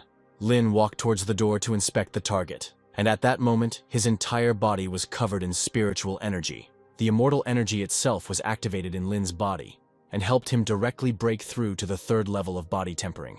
The hero wanted to take advantage of this opportunity to quickly break through to the 4th level, but he failed. After many attempts, he fell to the floor, exhausted, and saw that the pregnant girl had come to him. Lin Yun decided to confess to her that he was a master of Chinese medicine who could definitely help her. The pregnant girl assumed a lying position, and her whole body trembled with fear.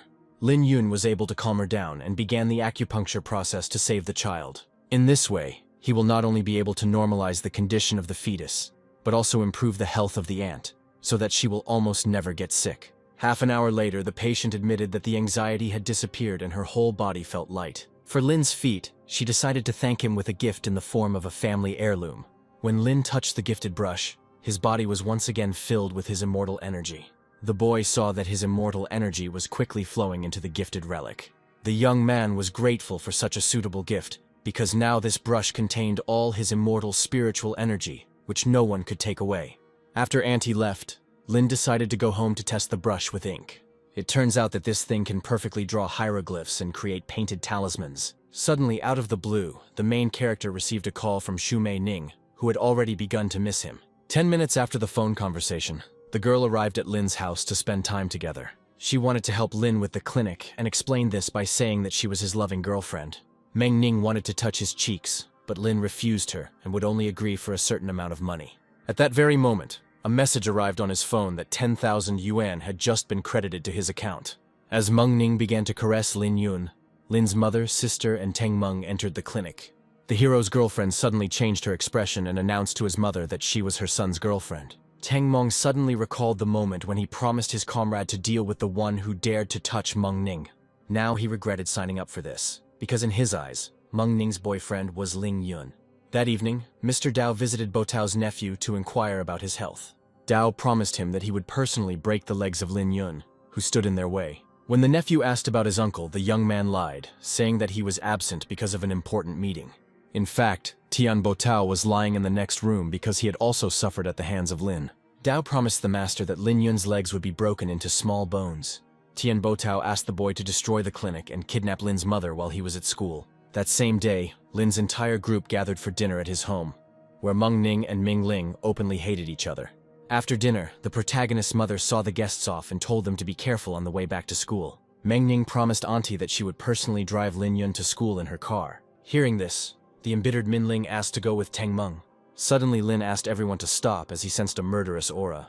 The main character made his mother hide somewhere secluded, and explained that someone had come to the clinic looking for trouble. Teng Meng wanted to go with him to the showdown, but he was given the task of guarding all the female representatives. Meng Ning also wanted to ask to go with Lin, but he almost immediately pushed her into the car and forced her to leave. A few minutes later, an armed group of hooligans led by Dao was already standing at the door of Lin's mother's clinic. These people were first given the order to destroy the clinic and then kidnap the hero's unfortunate mother. Lin Yun intervened in the crowd and asked to enter the clinic to watch the show. Dao let Lin pass without any interference because he was curious to see what this fat man could show them. When Lin Yun entered, he beat up the first people he came across and threw them outside into the crowd of others. Anyone who wanted to interfere with what was happening was thrown far away from the clinic. And now it was Dao's turn to come face to face with Lin, and he immediately asked for forgiveness and mercy. He was afraid that his group would be finished today if they didn't calm this guy down. Meanwhile, all the attackers were rebuilding the clinic and cleaning it clean. Dao asked for forgiveness from Lin, promising to pay him compensation in the amount of 100,000. The main character thought it was too much and hesitated, and then Dao raised the amount to 500,000. In the end, the young men agreed on 600,000, and Dao did not feel sorry for this money because he simply wanted to save his life. Thinking that this was not enough, Ling Yun touched Dao's body, causing him to feel incredible pain. The main character promised that it wouldn't kill the guy, but that he would just experience hellish pain for a minute every night. He also said that if this company decides to bring trouble to itself next time, it will be dead. Lin Yun asked Dao to come back to him in a month, but in the meantime, he kicked him in the stomach and asked him to get out of here immediately with his people. After everyone left the clinic, Lin Yun was glad that neither his sister nor the others had seen the display of his power.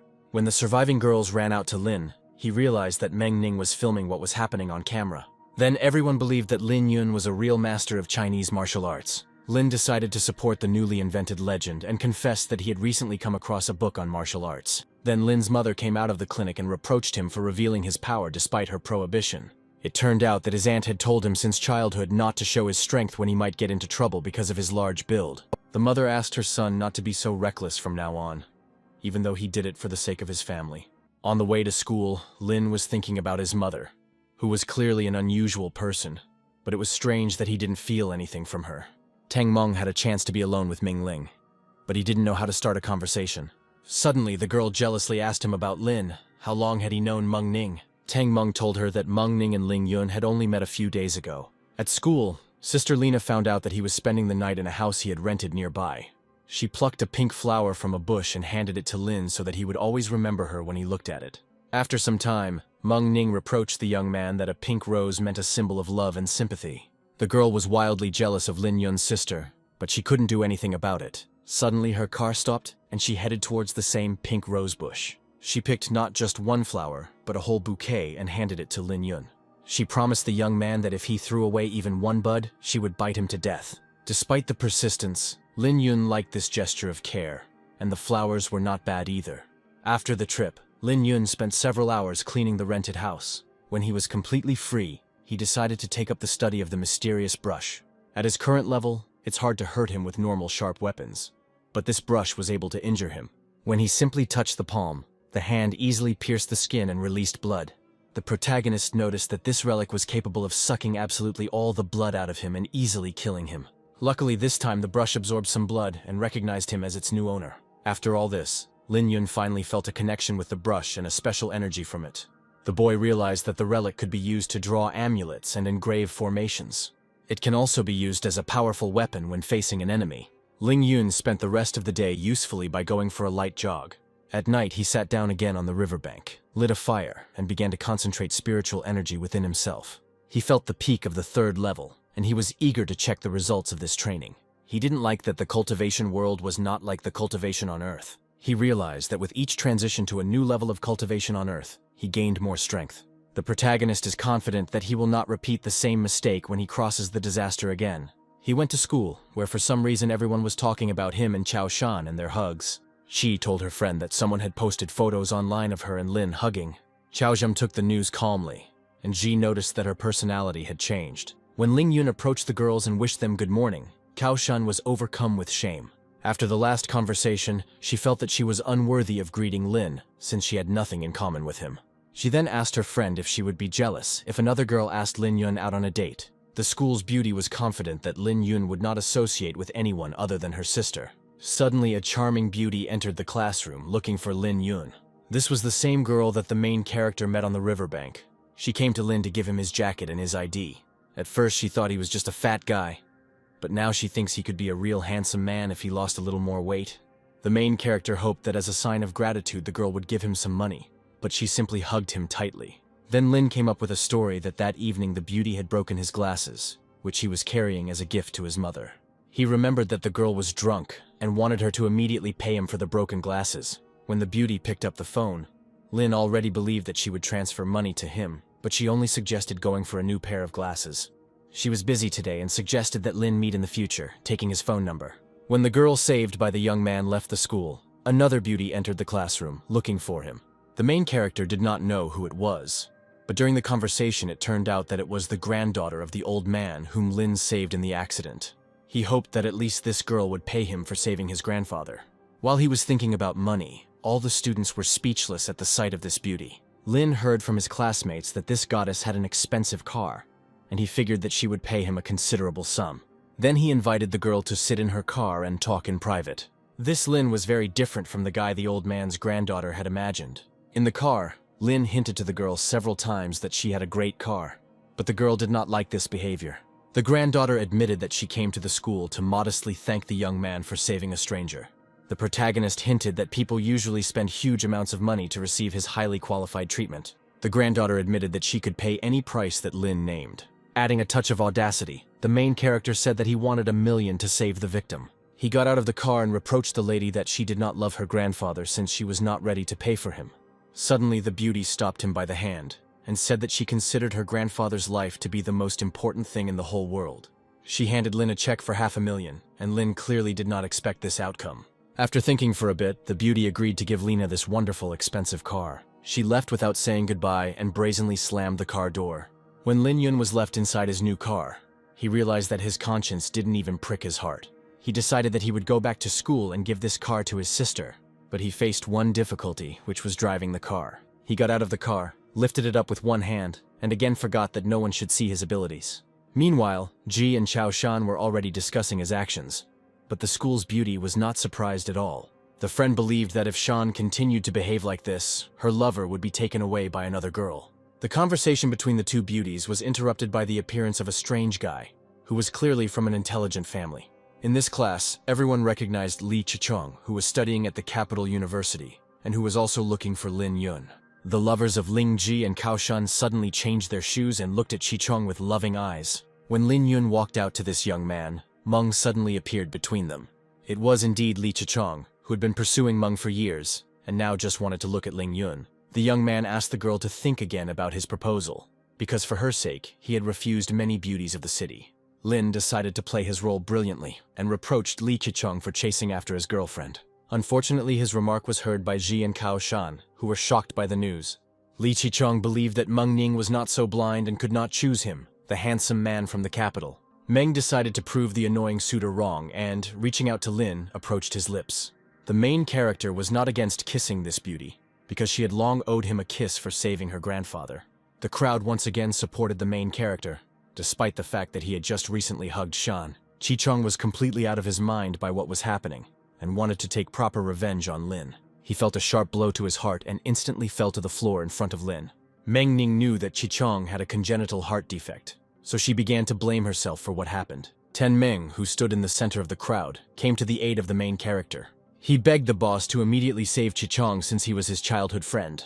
While the main character was dealing with the victim, a company led by Tu Gan approached them.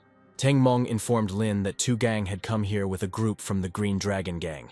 Teng Mong asked Lin to be careful with this gang, which consists of a bunch of hooligans. Teng Mong asked Ling Yun to help his friend first. Lin Yun listened to him and asked him to move away so as not to reveal the relationship. Xiao Shan also arrived at the scene, and Teng Meng forbade her to go to Ling at such a dangerous time. The hooligans surrounded Lin Yun and the injured Chi Chong, and waited to see what would happen next. When they finally attacked Lin, they were all instantly thrown back into the far wall. The hooligans didn't even understand what had happened, because they didn't expect the fat man to deal with them so quickly. In addition to disciplining the hooligans, Lin Yun also treated the patient and gave him acupuncture. After the acupuncture session, Chi Chong gradually came to his senses. Meng Ning immediately apologized to him for angering him with her behavior. The boy thought that he owed his salvation to Meng Ning, as if she had saved him from death. Meng pointed at Lin and said that Lin Yun had taken care of everything, but Chi Chong felt uneasy. The protagonist asked him to lie down for a while until his pulse was fully restored. Chi Chong couldn't believe his eyes that he was saved by his love rival, who by his actions had trampled him even further into the dirt. Suddenly, a huge man pushed aside the crowd of spectators and walked towards Lin. Teng Meng warned the boss that the person in front of him was Tae So Ho, who was one of the celebrities of the Green Dragon Gang. The young man insisted to be careful, because he had a very large body that possessed exceptional talent in martial arts. The main character himself noticed that the speed of Tae So Ho's strikes is quite high. At the beginning of the battle, Lin and his opponent praised each other for their good abilities and strength. Ling Yun decided to give Tae So Ho a chance and let him strike first without any counterattack. Shan and Ji were worried that their classmate would meet his end today. Tae So Ho didn't like that the protagonist looked down on him because of his overconfidence in his abilities. Lina was confused that Tae So Ho only had enough for one blow, but he immediately dealt another one. As the battle progressed, the protagonist noticed that this guy had a unique bone structure and talent that could be developed. He also noted that it has the potential to cultivate immortality. Lin Yun dealt some damage to Tae So Ho, but he still refused to admit defeat. Lin Yun was not against continuing the battle, but he had one condition. In case of victory, he was ready to be at Tae So Ho's disposal.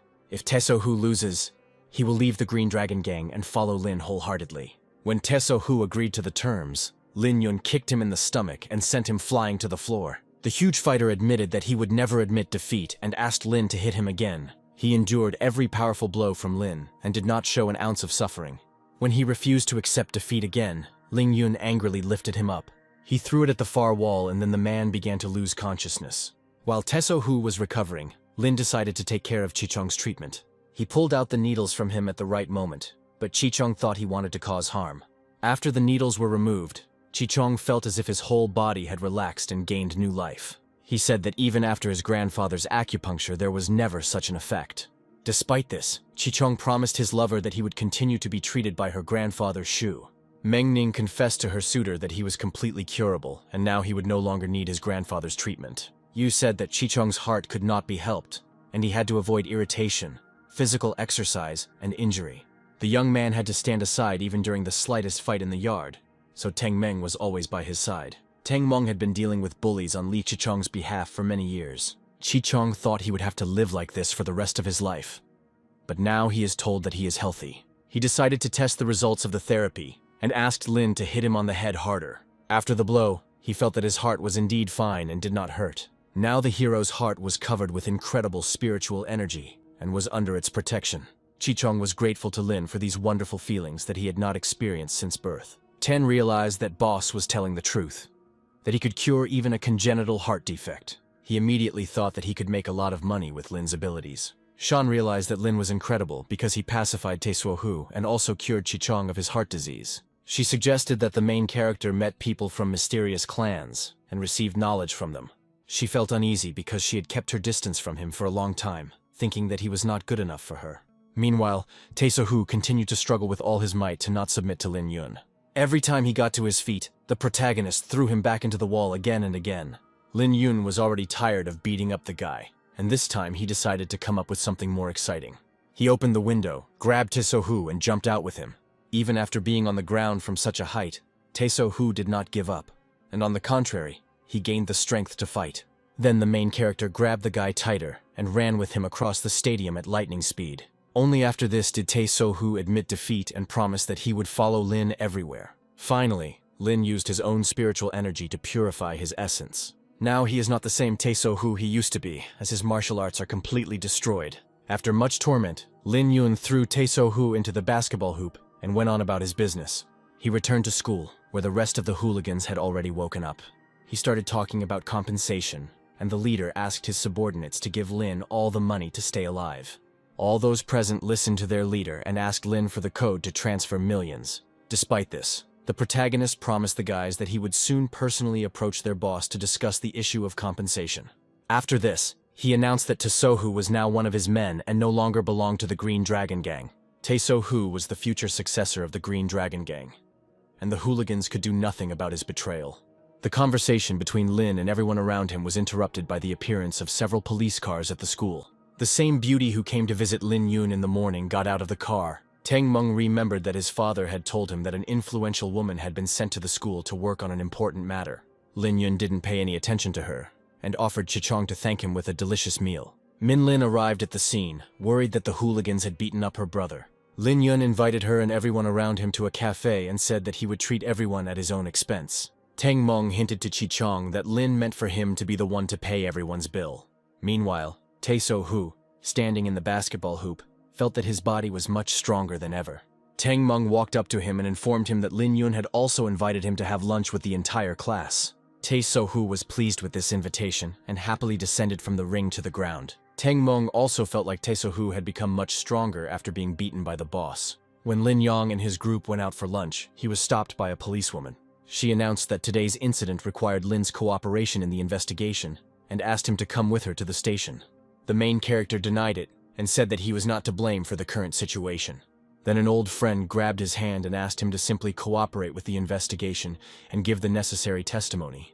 Lin Yun pulled the girl close to him and offered to take his testimony during their dinner together. The most popular figures in the school gathered in Ling Yun's district at a cafe. Mengning also joined the dinner, choosing to be in the company of two of the school's beauties. Shan immediately began to ask her about when she met Lin Yun. Meng admitted that it happened the day after Lin ran with a bag of sand. Shan couldn't believe that their relationship had started in just a couple of days. Mengning's feminine intuition kicked in, and she sensed that Chao Shan was also in love with Ling. Shun, as a police officer, began the interrogation and asked Taesohu why he was hanging on the basketball backboard. She asked him to answer as honestly as possible, because this was a real police interrogation. Taesohu played the fool and said that the air at high altitude was much cleaner than on the ground. Since the victim herself said so, the police had no more questions for her. Tang Meng didn't understand why Taesohu responded like that, since Lin had just beaten him up and put him in the basketball hoop. Taesohu was as if hypnotized because in his head there was a phrase that he should bow down to Lin. He wasn't even afraid of revenge from the Green Dragon, because the Green Dragon was no match for Lin Yun. He was confident that by following Lin Yun, he would gain more than with the Green Dragon. In turn, Li Qichong also believed that he should follow Lin Yun because he had cured his sick heart. Suddenly everyone heard thunder outside and saw a dark sky. One of the lightning bolts penetrated the window and flashed between the chandeliers. All the students present became alarmed and began to leave the dining hall. Lin Yun ordered the girls not to panic and to hide in other rooms. He asked his sister and Taesoha to follow him outside. He asked Tang Meng what the highest mountain was around the nearest lake. Tang Meng replied that in Longping County there was a high point called Tiger Cliff. The protagonist decided to take 3 people with him and told Tang Meng to go to Tiger Cliff by car. For some reason, he believed that there was no time to waste and that they needed to act right now. He took his beloved sister and Mengning and soared into the clouds together. Even on this dangerous flight, Mengning didn't understand why Ling Yun would take her sister with him no matter what. Lin Yun thought that before him was a wonderful opportunity for cultivation bestowed by the heavens. Soon the heroes arrived at Tiger Rock, where lightning was flashing and the wind was howling. It was the first time the girls had seen such a natural spectacle, called a dragon whirlwind. The dragon vortex periodically appears over warm water, the upper end of which is associated with thunderclouds, and the lower end goes directly to the water. Because this whirlwind was too big, it seemed as if there was a trace of a dragon here. While the hero was thinking about this, he looked into the vortex and saw a real energy dragon in front of him. After this, a strong wind arose at the site, which threw the heroes back several meters. Lin Yun took out the relic and used the brush to absorb the spiritual energy of the phenomenon. Some of the energy was absorbed into the brush, and most of it penetrated straight into Lin Yun. Ling Yun was able to use the dragon's spiritual energy to repurify his tendons and bone marrow and completely transform his body. Luckily, he has a brush that can draw all that dragon energy out of his body by absorbing it. Otherwise, if such a huge amount of spiritual energy were to flow into his body at once, he would suffer. Lin Ming, who was standing next to him, effortlessly absorbed a bunch of dragon energy without any discomfort. Cultivation with this body type is advancing by leaps and bounds, but due to its speed, it is not entirely safe. Lin Yun promised himself that when his cultivation became strong, he would protect his sister from all threats and teach her how to cultivate. When the manifestation of spiritual energy was completed, the protagonist felt his body change. The vortex energy was able to cleanse Lin's body and burn away all of his fat in an instant. The protagonist didn't know how to tell this to others and decided to come up with some explanation. When he started making excuses, Meng Ning hugged him and said that it didn't matter how he became handsome. She leaned closer to his lips, but was immediately stopped by Min Lin. Meng Ming tried to kiss the protagonist, but he clearly didn't want it. He asked his sister for help with his eyes, but she could do nothing. Suddenly, a real savior came to him in the form of a powerful and strong Tae-so Hu. Lin untied himself from the girl and called the guy to watch how the vortex sucked in energy. In an instant, the whirlwind disappeared, and a clear sky with a couple of white clouds appeared before the heroes. The main character explained to everyone that in this world there are mysterious forces that no one can see and no one can touch. The purpose for which he brought his friends to the dragon's whirlwind was to make them understand this truth. Meng Ning promised Lin that she would always follow him, but the hero pushed her away and asked her to return to school. He himself was going to save one person and repay him for his kindness. Meanwhile, the pregnant woman's husband lay unconscious in the medical clinic. The doctor told his wife that the chances were slim, and they did what they could. The wife begged the doctors to save her husband, but fortunately Lin Yun came to their aid. Seeing Lin Yun, the pregnant girl realized that God had come to her again in the form of a savior. Lin Yun asked everyone present to go out into the corridor and picked up the needles. The female doctor did not want to trust him with the patient, but the man's wife insisted that she was dealing with a real doctor. The doctor insisted that they were simply trying to deceive the woman, and that she shouldn't fall for it. Then the main character couldn't resist, leaned the doctor against the wall, and asked her to be more restrained. He sat her down next to him and allowed her to watch the process. During the acupuncture process, he told a story that he had once already cured this aunt and her child. 20 minutes after the acupuncture session, the patient came to and opened his eyes. The female doctor could not believe that the patient was able to wake up and even sit on the couch. The couple didn't know how they would thank Lin, because they had nothing left. The main character refused to pay because he had already earned a lot of money over the past 2 days. By extorting compensation, he was able to earn tens of thousands. The couple continued to think about payment, but suddenly a message came on their phone. The woman saw that a transfer of 30,000 had been received on her bank card. Compared to the cost of that magic brush, this amount was nothing to Lin. Lin asked his aunt to buy the best medicine for her husband to help him recover. After another rescue, Lin said goodbye to the couple forever and left the clinic. After he left, the couple burst into tears and decided to erect a statue for Lin Yun in their garden. On his way out of the clinic, Yun was stopped by the same angry nurse who wanted to talk to him. She invited him to go to dinner with her after her shift ended. Lin Yun casually refused her, but still took her phone number just in case. After visiting the clinic, the heroes went to the park to have some fun. In the park, Tae-so-hu told Lin that Jufa had paid him to beat Lin. The protagonist wanted Tae-so-hu to return to Jufei and take the remaining amount. The young man was hesitant to do such a thing, but Lin Yun taught him how to extort as much money as possible. Meanwhile, Jufei was informed that Lin Yun had thrown Tae-so-hu into the basketball hoop and had extorted tens of thousands from the Green Dragon people. Suddenly there was a knock on their door and Tae-so-hu arrived to talk. Jufa immediately realized that the guy came to give a deposit because of the failed mission. No one thought that he would come in and ask for part of the amount owed since he had dealt with Lin Yun. He explained that he lost to Lin the first time only to expose his weaknesses. After that, he followed him, attacked him, and made him beg for mercy on his knees after the third blow. Jufa didn't believe this nonsense, but Tae-so-hu suggested that he go to Lin and see for himself. Jufa believed and was ready to give the remaining amount, but Tae-so-hu doubled it. Tae-so-hu could tell Lin that Jufa was behind this whole thing, and then he would hardly ever get out of the hospital. Without thinking twice, Jufa transferred 20,000 yuan to the hero and forgot about this conversation. Jufa admitted that he would go to Lin in the near future and come to a truce with him. As he left, Tae-suo said that if Lin beat him up, Jufa would pay for all his medical expenses. Jufei felt this extortion was all too familiar and remembered that Lin had done exactly the same thing. Lin Yun promised his sister to come to school, and on the way he saw Zhuang Meifeng. The girl was just looking for Lin Yun and, lost in thought, ran straight into him.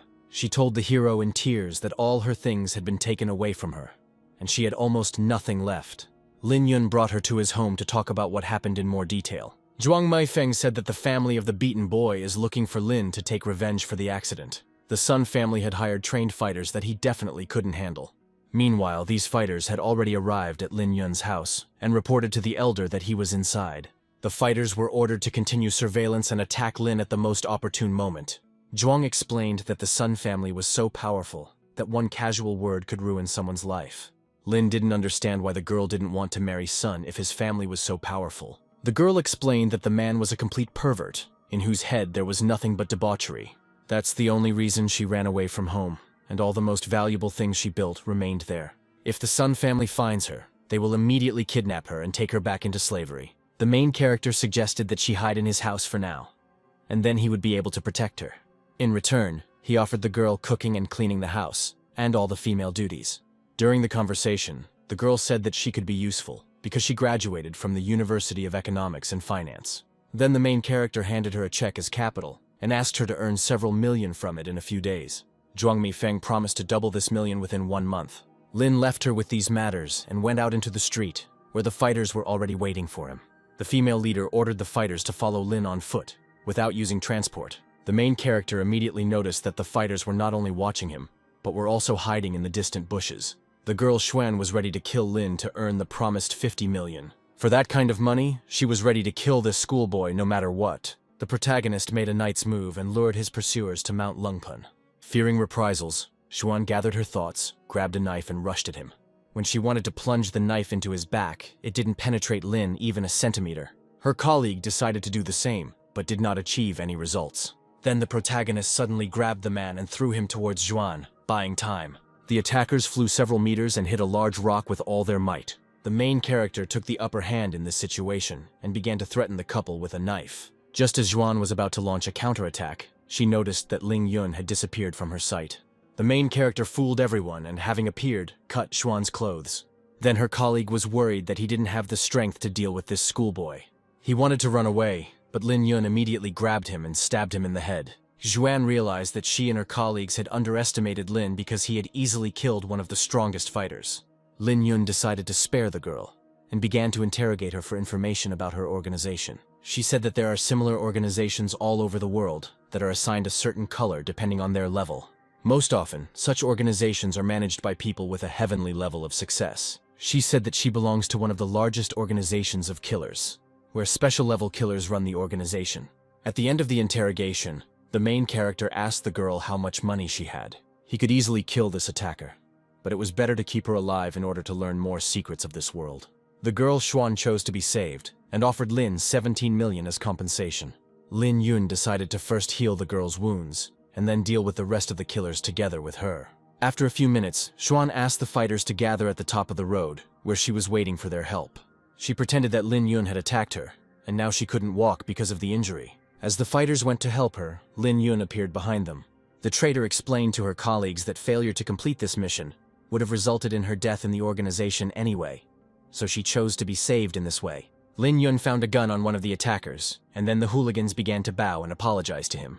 The killer himself offered to give all the money to Lin so that he would spare their lives. After paying the compensation, Lin removed the restraint from them and promised that they would soon be able to move freely. He asked the boys to find him in the city in 3 months, otherwise they would die from hellish pain. After this hellish story, he picked up Xuan and brought her to his home, where Mei Feng was waiting for him. He explained to Mei Feng that this woman belonged to him, and she could protect her from any threat. Mei Feng called him into a separate room and began to harass him, showing her true feelings. The main character clearly didn't want all these kisses, and luckily, he got a call with important news. He went to save someone and left the girls alone in the house. Meanwhile, a female police officer with tears in her eyes was praying to God for help in a local bar. Half an hour ago, a terrible event took place at the Lido Hotel, and the hero clearly headed there. Several young men surrounded Shun, who was conducting her secret investigation. This film and television company lured and tortured many girls under the pretext of raising stars. And now the same fate awaited Shun, who had just had something added to her alcohol. The young men offered her one last glass, and she thought they had taken her bait. She happily drank the last of the alcohol, but things didn't go according to her plan. Her head suddenly spun, and she realized that something had been slipped into her glass of alcohol. She felt even worse, and staggering, she asked the criminals for permission to visit the toilet. She wanted to purge, but one of the producers said she could do her business right in the audition room. The men whispered in her ears that they should start listening immediately while they had enough time. A few minutes later, they escorted the girl to the right room and threw her on the floor like an animal. They left her alone for a while, and then Shun was able to call Lin Yun and ask for help. Half an hour later, the main character arrived at the hotel and was looking for the right room where Shun was. He swept away all the people in his path who prevented him from going deeper into the hotel. One of the administrators nevertheless told him the right room, and Lin found Shun in it. He was extremely angry at the offenders because they had difficulty controlling their lower male body parts. He beat them up thoroughly, threw them out into the corridor, and took the suitcase with their money with him. He believed that this money would be payment for saving this innocent girl from their hands. He promised that he would definitely contact them in the future to receive the second part of the compensation. At this time, in his house, two girls were completely alone and silently looked at each other. Zhen explained to Zhuang that she had no plans for Lin, as he was simply her master. Mei Feng trusted Zhuan because she would be comfortable living with at least one girl. Suddenly, the door opened, and everyone was shocked because Lin brought another girl on his back. He asked his girlfriends to help him get acupuncture for drug intoxication. Shun's sounds seemed too exciting to Zhuang Mei Feng, and she could hardly restrain herself. After the miraculous rescue, Lin decided to rest, and then Zhuang sat on his lap. She confessed her feelings to him, and it was the first time someone had said that to Lin after he came to this world. They were interrupted by Zhuan, who reported that the woman in the bedroom had woken up and wanted to talk to Lin alone. When Lin came to Shun, she confessed that she liked Lin very much. She explained her behavior by saying that, in accordance with her profession, she went to the bar to find evidence of a crime. Lin didn't understand how a person who couldn't protect himself wanted to protect others. If Lin didn't know how to use the needle technique, he would have used an intimate method to save Shun. Shun said that she was ready to do dirty deeds with Lin that evening. At the moment she was drugged, she promised herself that if she had sex that evening, it would only be with Lin. As of today, she is completely pure, and she would like her first time to be with Lin Yun. She confessed her sympathy to Lin with particular warmth, and the hero did not know what to do with two girls at once. Their embrace was interrupted by the appearance of Zhuan, who was furious at what was happening. She asked Lin Yun to go out and talk to this flirtatious girl face to face. Shun was curious to know what the relationship was between the two. When the girls were alone, they began to talk about Lin and the stories of how they met. Shun made up a story that Lin was her husband, whom she loved madly. Despite Lin's young age, they had already recognized each other, and so he allowed her to live under his roof. She hoped that after such stories, Shun would forget about Lin and stop pursuing him. The next day, the main character returned home after another night training. On the table, he saw a pink letter that was addressed to him. In the letter, Shun said that she was going to leave this city and leave Lin alone with his thoughts. The main character was offended because Shun was the first girl he met after he came to this earth. That same morning, Teng Meng and Tai Sohu arrived to visit Lin. They were met by two unfamiliar girls who were happy to meet him. Hearing the name Zhuang Mei Feng, Teng guessed that she might be Zhuang Meiqi's sister. The main character gathered his friends to ask where the film company might be located. The Tiso Hu gang wanted the film company to pay them protection money, but they were warned in time not to get involved with these scumbags. Teng Meng heard his father mention that this film company was based in the capital and operated under the banner of cultivating stars. The main character learned from his friends that this company is engaged in the supply of women to the capital's big shots. Lin Yun promised himself that he would go to the film and television company with his friends and put a fat end to their careers. Suddenly, Tae So-hu became more powerful and much more courageous. He believed that he had to suppress the enemy with his aura in order to collect the required amount.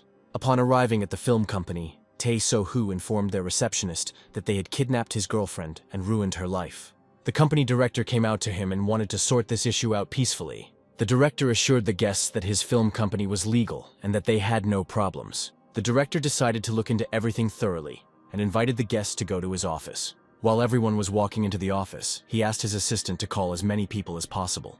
This whisper was heard by the main characters, who immediately became enraged and attacked the director. The director assumed that these were the personal tricks of his subordinates. He couldn't believe that his company's practice was true. If this case is handed over to the Big Eye, the capital side will definitely shift all the blame onto him, and then his life will be completely over. Tae So-hu offered the company to pay his girlfriend for emotional damages, physical injury, and loss of virginity. At that time, the workers were absolutely sure that this guy had come to blackmail them. The director offered a sum of 30,000, and Tae So-hu immediately threw him to the floor, naming a sum of 30 million. Suddenly, the office doors opened, and a group of serious people entered. Neither the protagonist nor Teng Meng had any doubt that they would be able to defeat these guys. The gang leader looked around the room and told his subordinates that something was wrong. Lin Yun promised those who entered that once they saw the blood, they would be willing to pay money. Tang Meng decided to reprimand Lin for not allowing him to prove himself and extort funds. The protagonist told his friend that in this situation it was necessary to give the main role to Tae-so Hu. The guy dealt well with all the fighters attacking him and threw them into all the walls. The main character hasn't seen Tae-so Hu for only a few days, but he has already become so strong. After beating up all the hooligans, Tae-Hu reprimanded the director for sending people to destroy him. The director and his secretary fell to their knees and began to apologize to Tae-so Hu, talking about compensation. After lengthy negotiations, the company transferred 50 million to Tae-so Hu's account. The protagonist demanded that the director write a promissory note, according to which the television company would be transferred to Lin if she did not pay the remaining money. He also promised that if the company continued to engage in bad behavior in the future, it would not be able to get away with monetary compensation. After visiting the TV company, the main character announced to his comrades that he now had enough money to buy a villa. He went with them to a cottage village where there were beautiful villas. Tang Meng was against the purchase, as the boss's money might not be enough, but Tae-so Hu was in favor of the villa idea. They were stopped by a lady who informed them that proof of ownership was required to visit the villas. This means that the heroes must have at least 50 million in savings in their accounts. Lin Yun then asked them to check his card, and after checking, the girls greeted the guests. Tang Meng and Lin Yun had their eye on one of the most expensive mansions, and the protagonist immediately purchased it for himself. Before buying, he decided to contact Chi Chong, who has connections to get a discount on the purchase of the house. After the first villa, Lin Yun decided to buy a second villa, and this made Tang Meng angry. The main character told his comrades that he had 80 million, and all the guys were stunned. Meanwhile, a neighbor informed Lin's mother that their building would soon be demolished. She was glad that she would have a place to live because her son bought her a 3-room apartment in the city. She was sorry that her aunt would not be able to work after the clinic was demolished and feed 2 children. Lin's mother promised that she would work hard and be able to survive even in these difficult times. Deep down, she knew that she had too much suffering to endure, and she was slowly preparing herself for it. Then an expensive yellow car pulled up to the clinic, and Lin Yun and his friends got out. The mother reproached her son for returning without warning, and Lin said that he had prepared a surprise for her. He was especially happy to tell his mother that he had brought this luxurious yellow car for her. The mother did not react to this news in any way, but the neighbor was drooling with envy. In addition, Lin Yun informed his beloved mother that he had bought 2 villas by the bay for her. He handed her 2 keys, and the woman herself had to choose which villa she would live in for the rest of her life. Lin's friends didn't understand why his mother wasn't surprised at all when she heard about the luxury car and villas. The mother's face changed dramatically and asked her son to go inside for a minute to have a serious talk. She easily accepted that her son could be a hooligan and extort money from passers-by. It was important to her that he had a steady source of income that would allow him to not worry about anything in the future. The son admitted that he plans to open a clinic in the city center in the near future and save people's lives. The aunt was worried that there would be no one to look after the clinic and asked if there was a suitable person for the role of nurse. Lin Yun remembered the girl from the clinic who left him a phone number to contact him. Overhearing the conversation, Tang Meng told Lin that he could not open a clinic without a medical license. Then the protagonist realized that he could get a license thanks to Meng Ning and her grandfather Shu. He suggested that Tang Meng take Yao Rou's girlfriend, while he himself wanted to return to school with Meng Ning. Before leaving, he asked Tae-so Hu to train even harder to become much stronger. Tang Meng didn't know who they were talking about and made inquiries that it was a nurse from a nearby clinic. He approached the girl with insolence, and she was seriously frightened by his serious appearance. When Tang Meng introduced himself as Lin's friend, the girl was upset that her lover would not come to the meeting. Ten said that the boss asked him to pick her up and bring her home to him. Deep down, the guy was offended that the opposite sex was only attracted to Lin Yun. Fortunately, in Tang Meng's heart there was only Ming Lin, who was different from all the girls in her open and pure soul. Tang Meng and his new friend arrived at the school, where they were accidentally met by Lin and Meng Ning. From the looks between Meng Ning and Yao Ru, it was clear that hostility had immediately formed between them. Meng Ning decided to take the initiative into her own hands and invited Lin Yun to karaoke for a show, bribing him with his medical license. At karaoke, the girl seriously proposed to Lin that he become her real boyfriend forever. The main character promised her that they would definitely be together in the future, but for now, he needed to think about his studies. 5 hours later, the main character finally got rid of the annoying girl and noticed that Yao was waiting for him. Before leaving for karaoke, Lin hinted to her to go home, but she didn't get the hint. She was ready to wait for him as long as circumstances required, and even these 6 hours did not become an obstacle for her.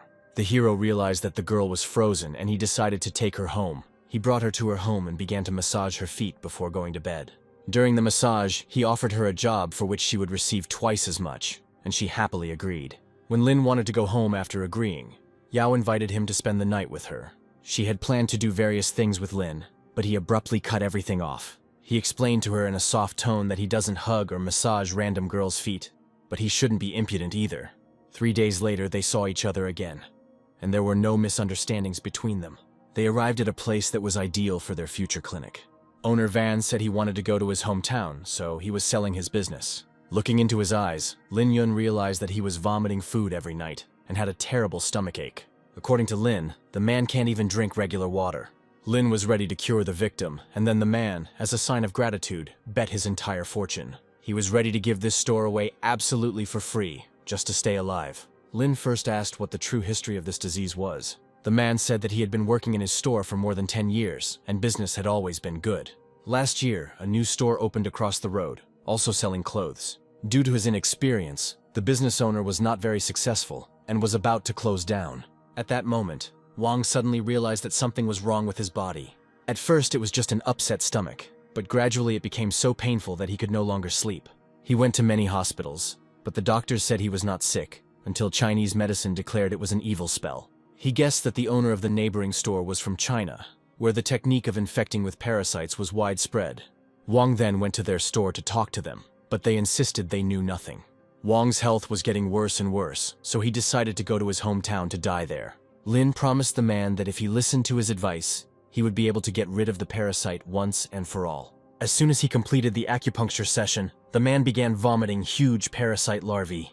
When the larvae scattered all over the location, Lin Yun pierced them with golden needles. After the therapy, Mr. Wang felt his body was relaxed, and the feeling of work was gone. Unexpectedly, the culprits showed up as soon as the parasites were removed from the man's body. They yelled at the school children and asked them to mind their own business. They launched several parasites towards Lin, but the protagonist immediately fought them off with needles. Then the gang leader realized that it was Lin who helped Wang destroy all the parasites. He accused the hero of breaking the rules of the world and at the same time launched a new batch of parasites into him. The absolutely calm protagonist released the golden needles from his hands. It was strange, but the parasites were able to fly around the needles without getting hurt by them.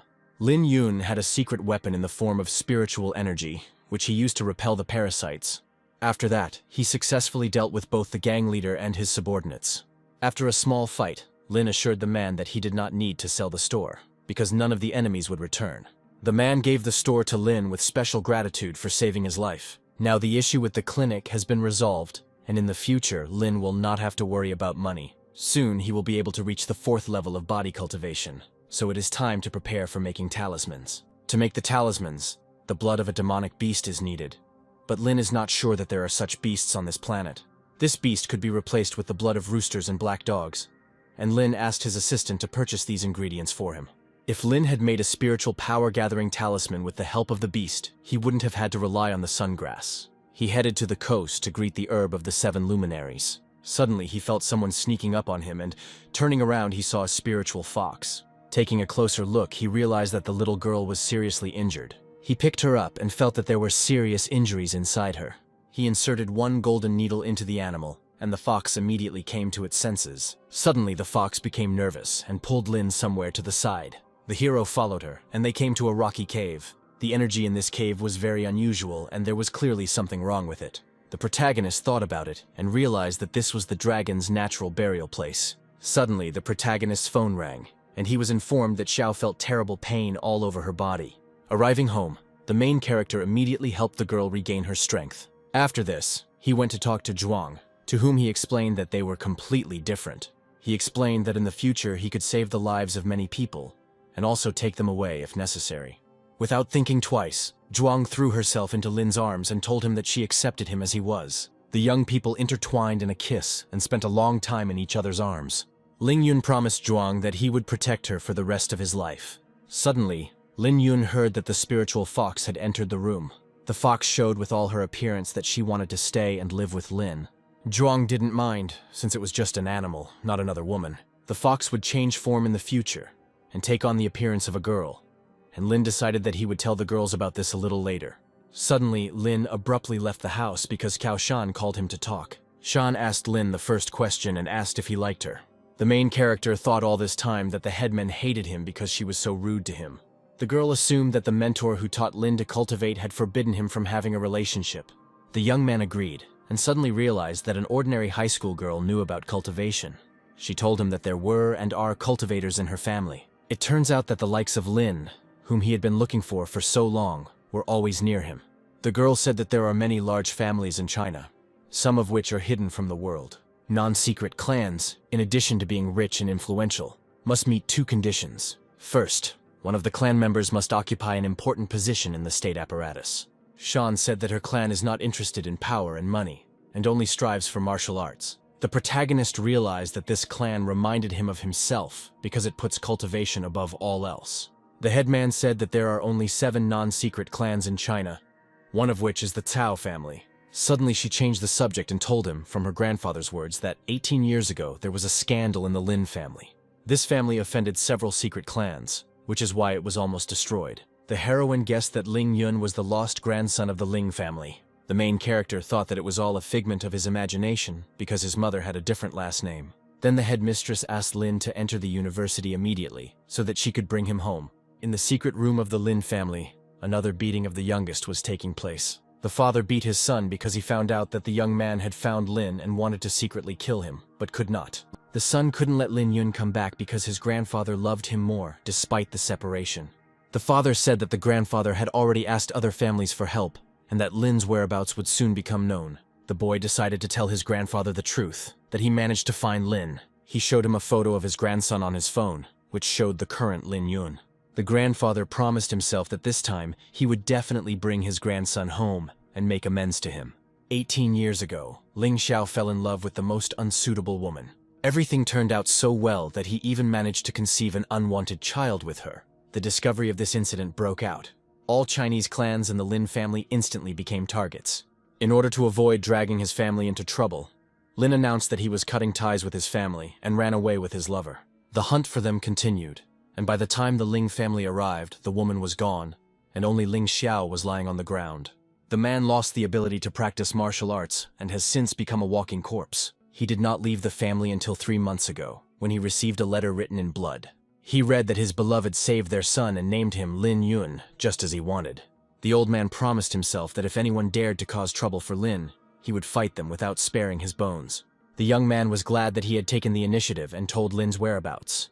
He told the old man that Lin Yun was adopted as a child and was now a senior in high school. He even revealed that he was adopted by a woman named Qin, who has a daughter named Mingling.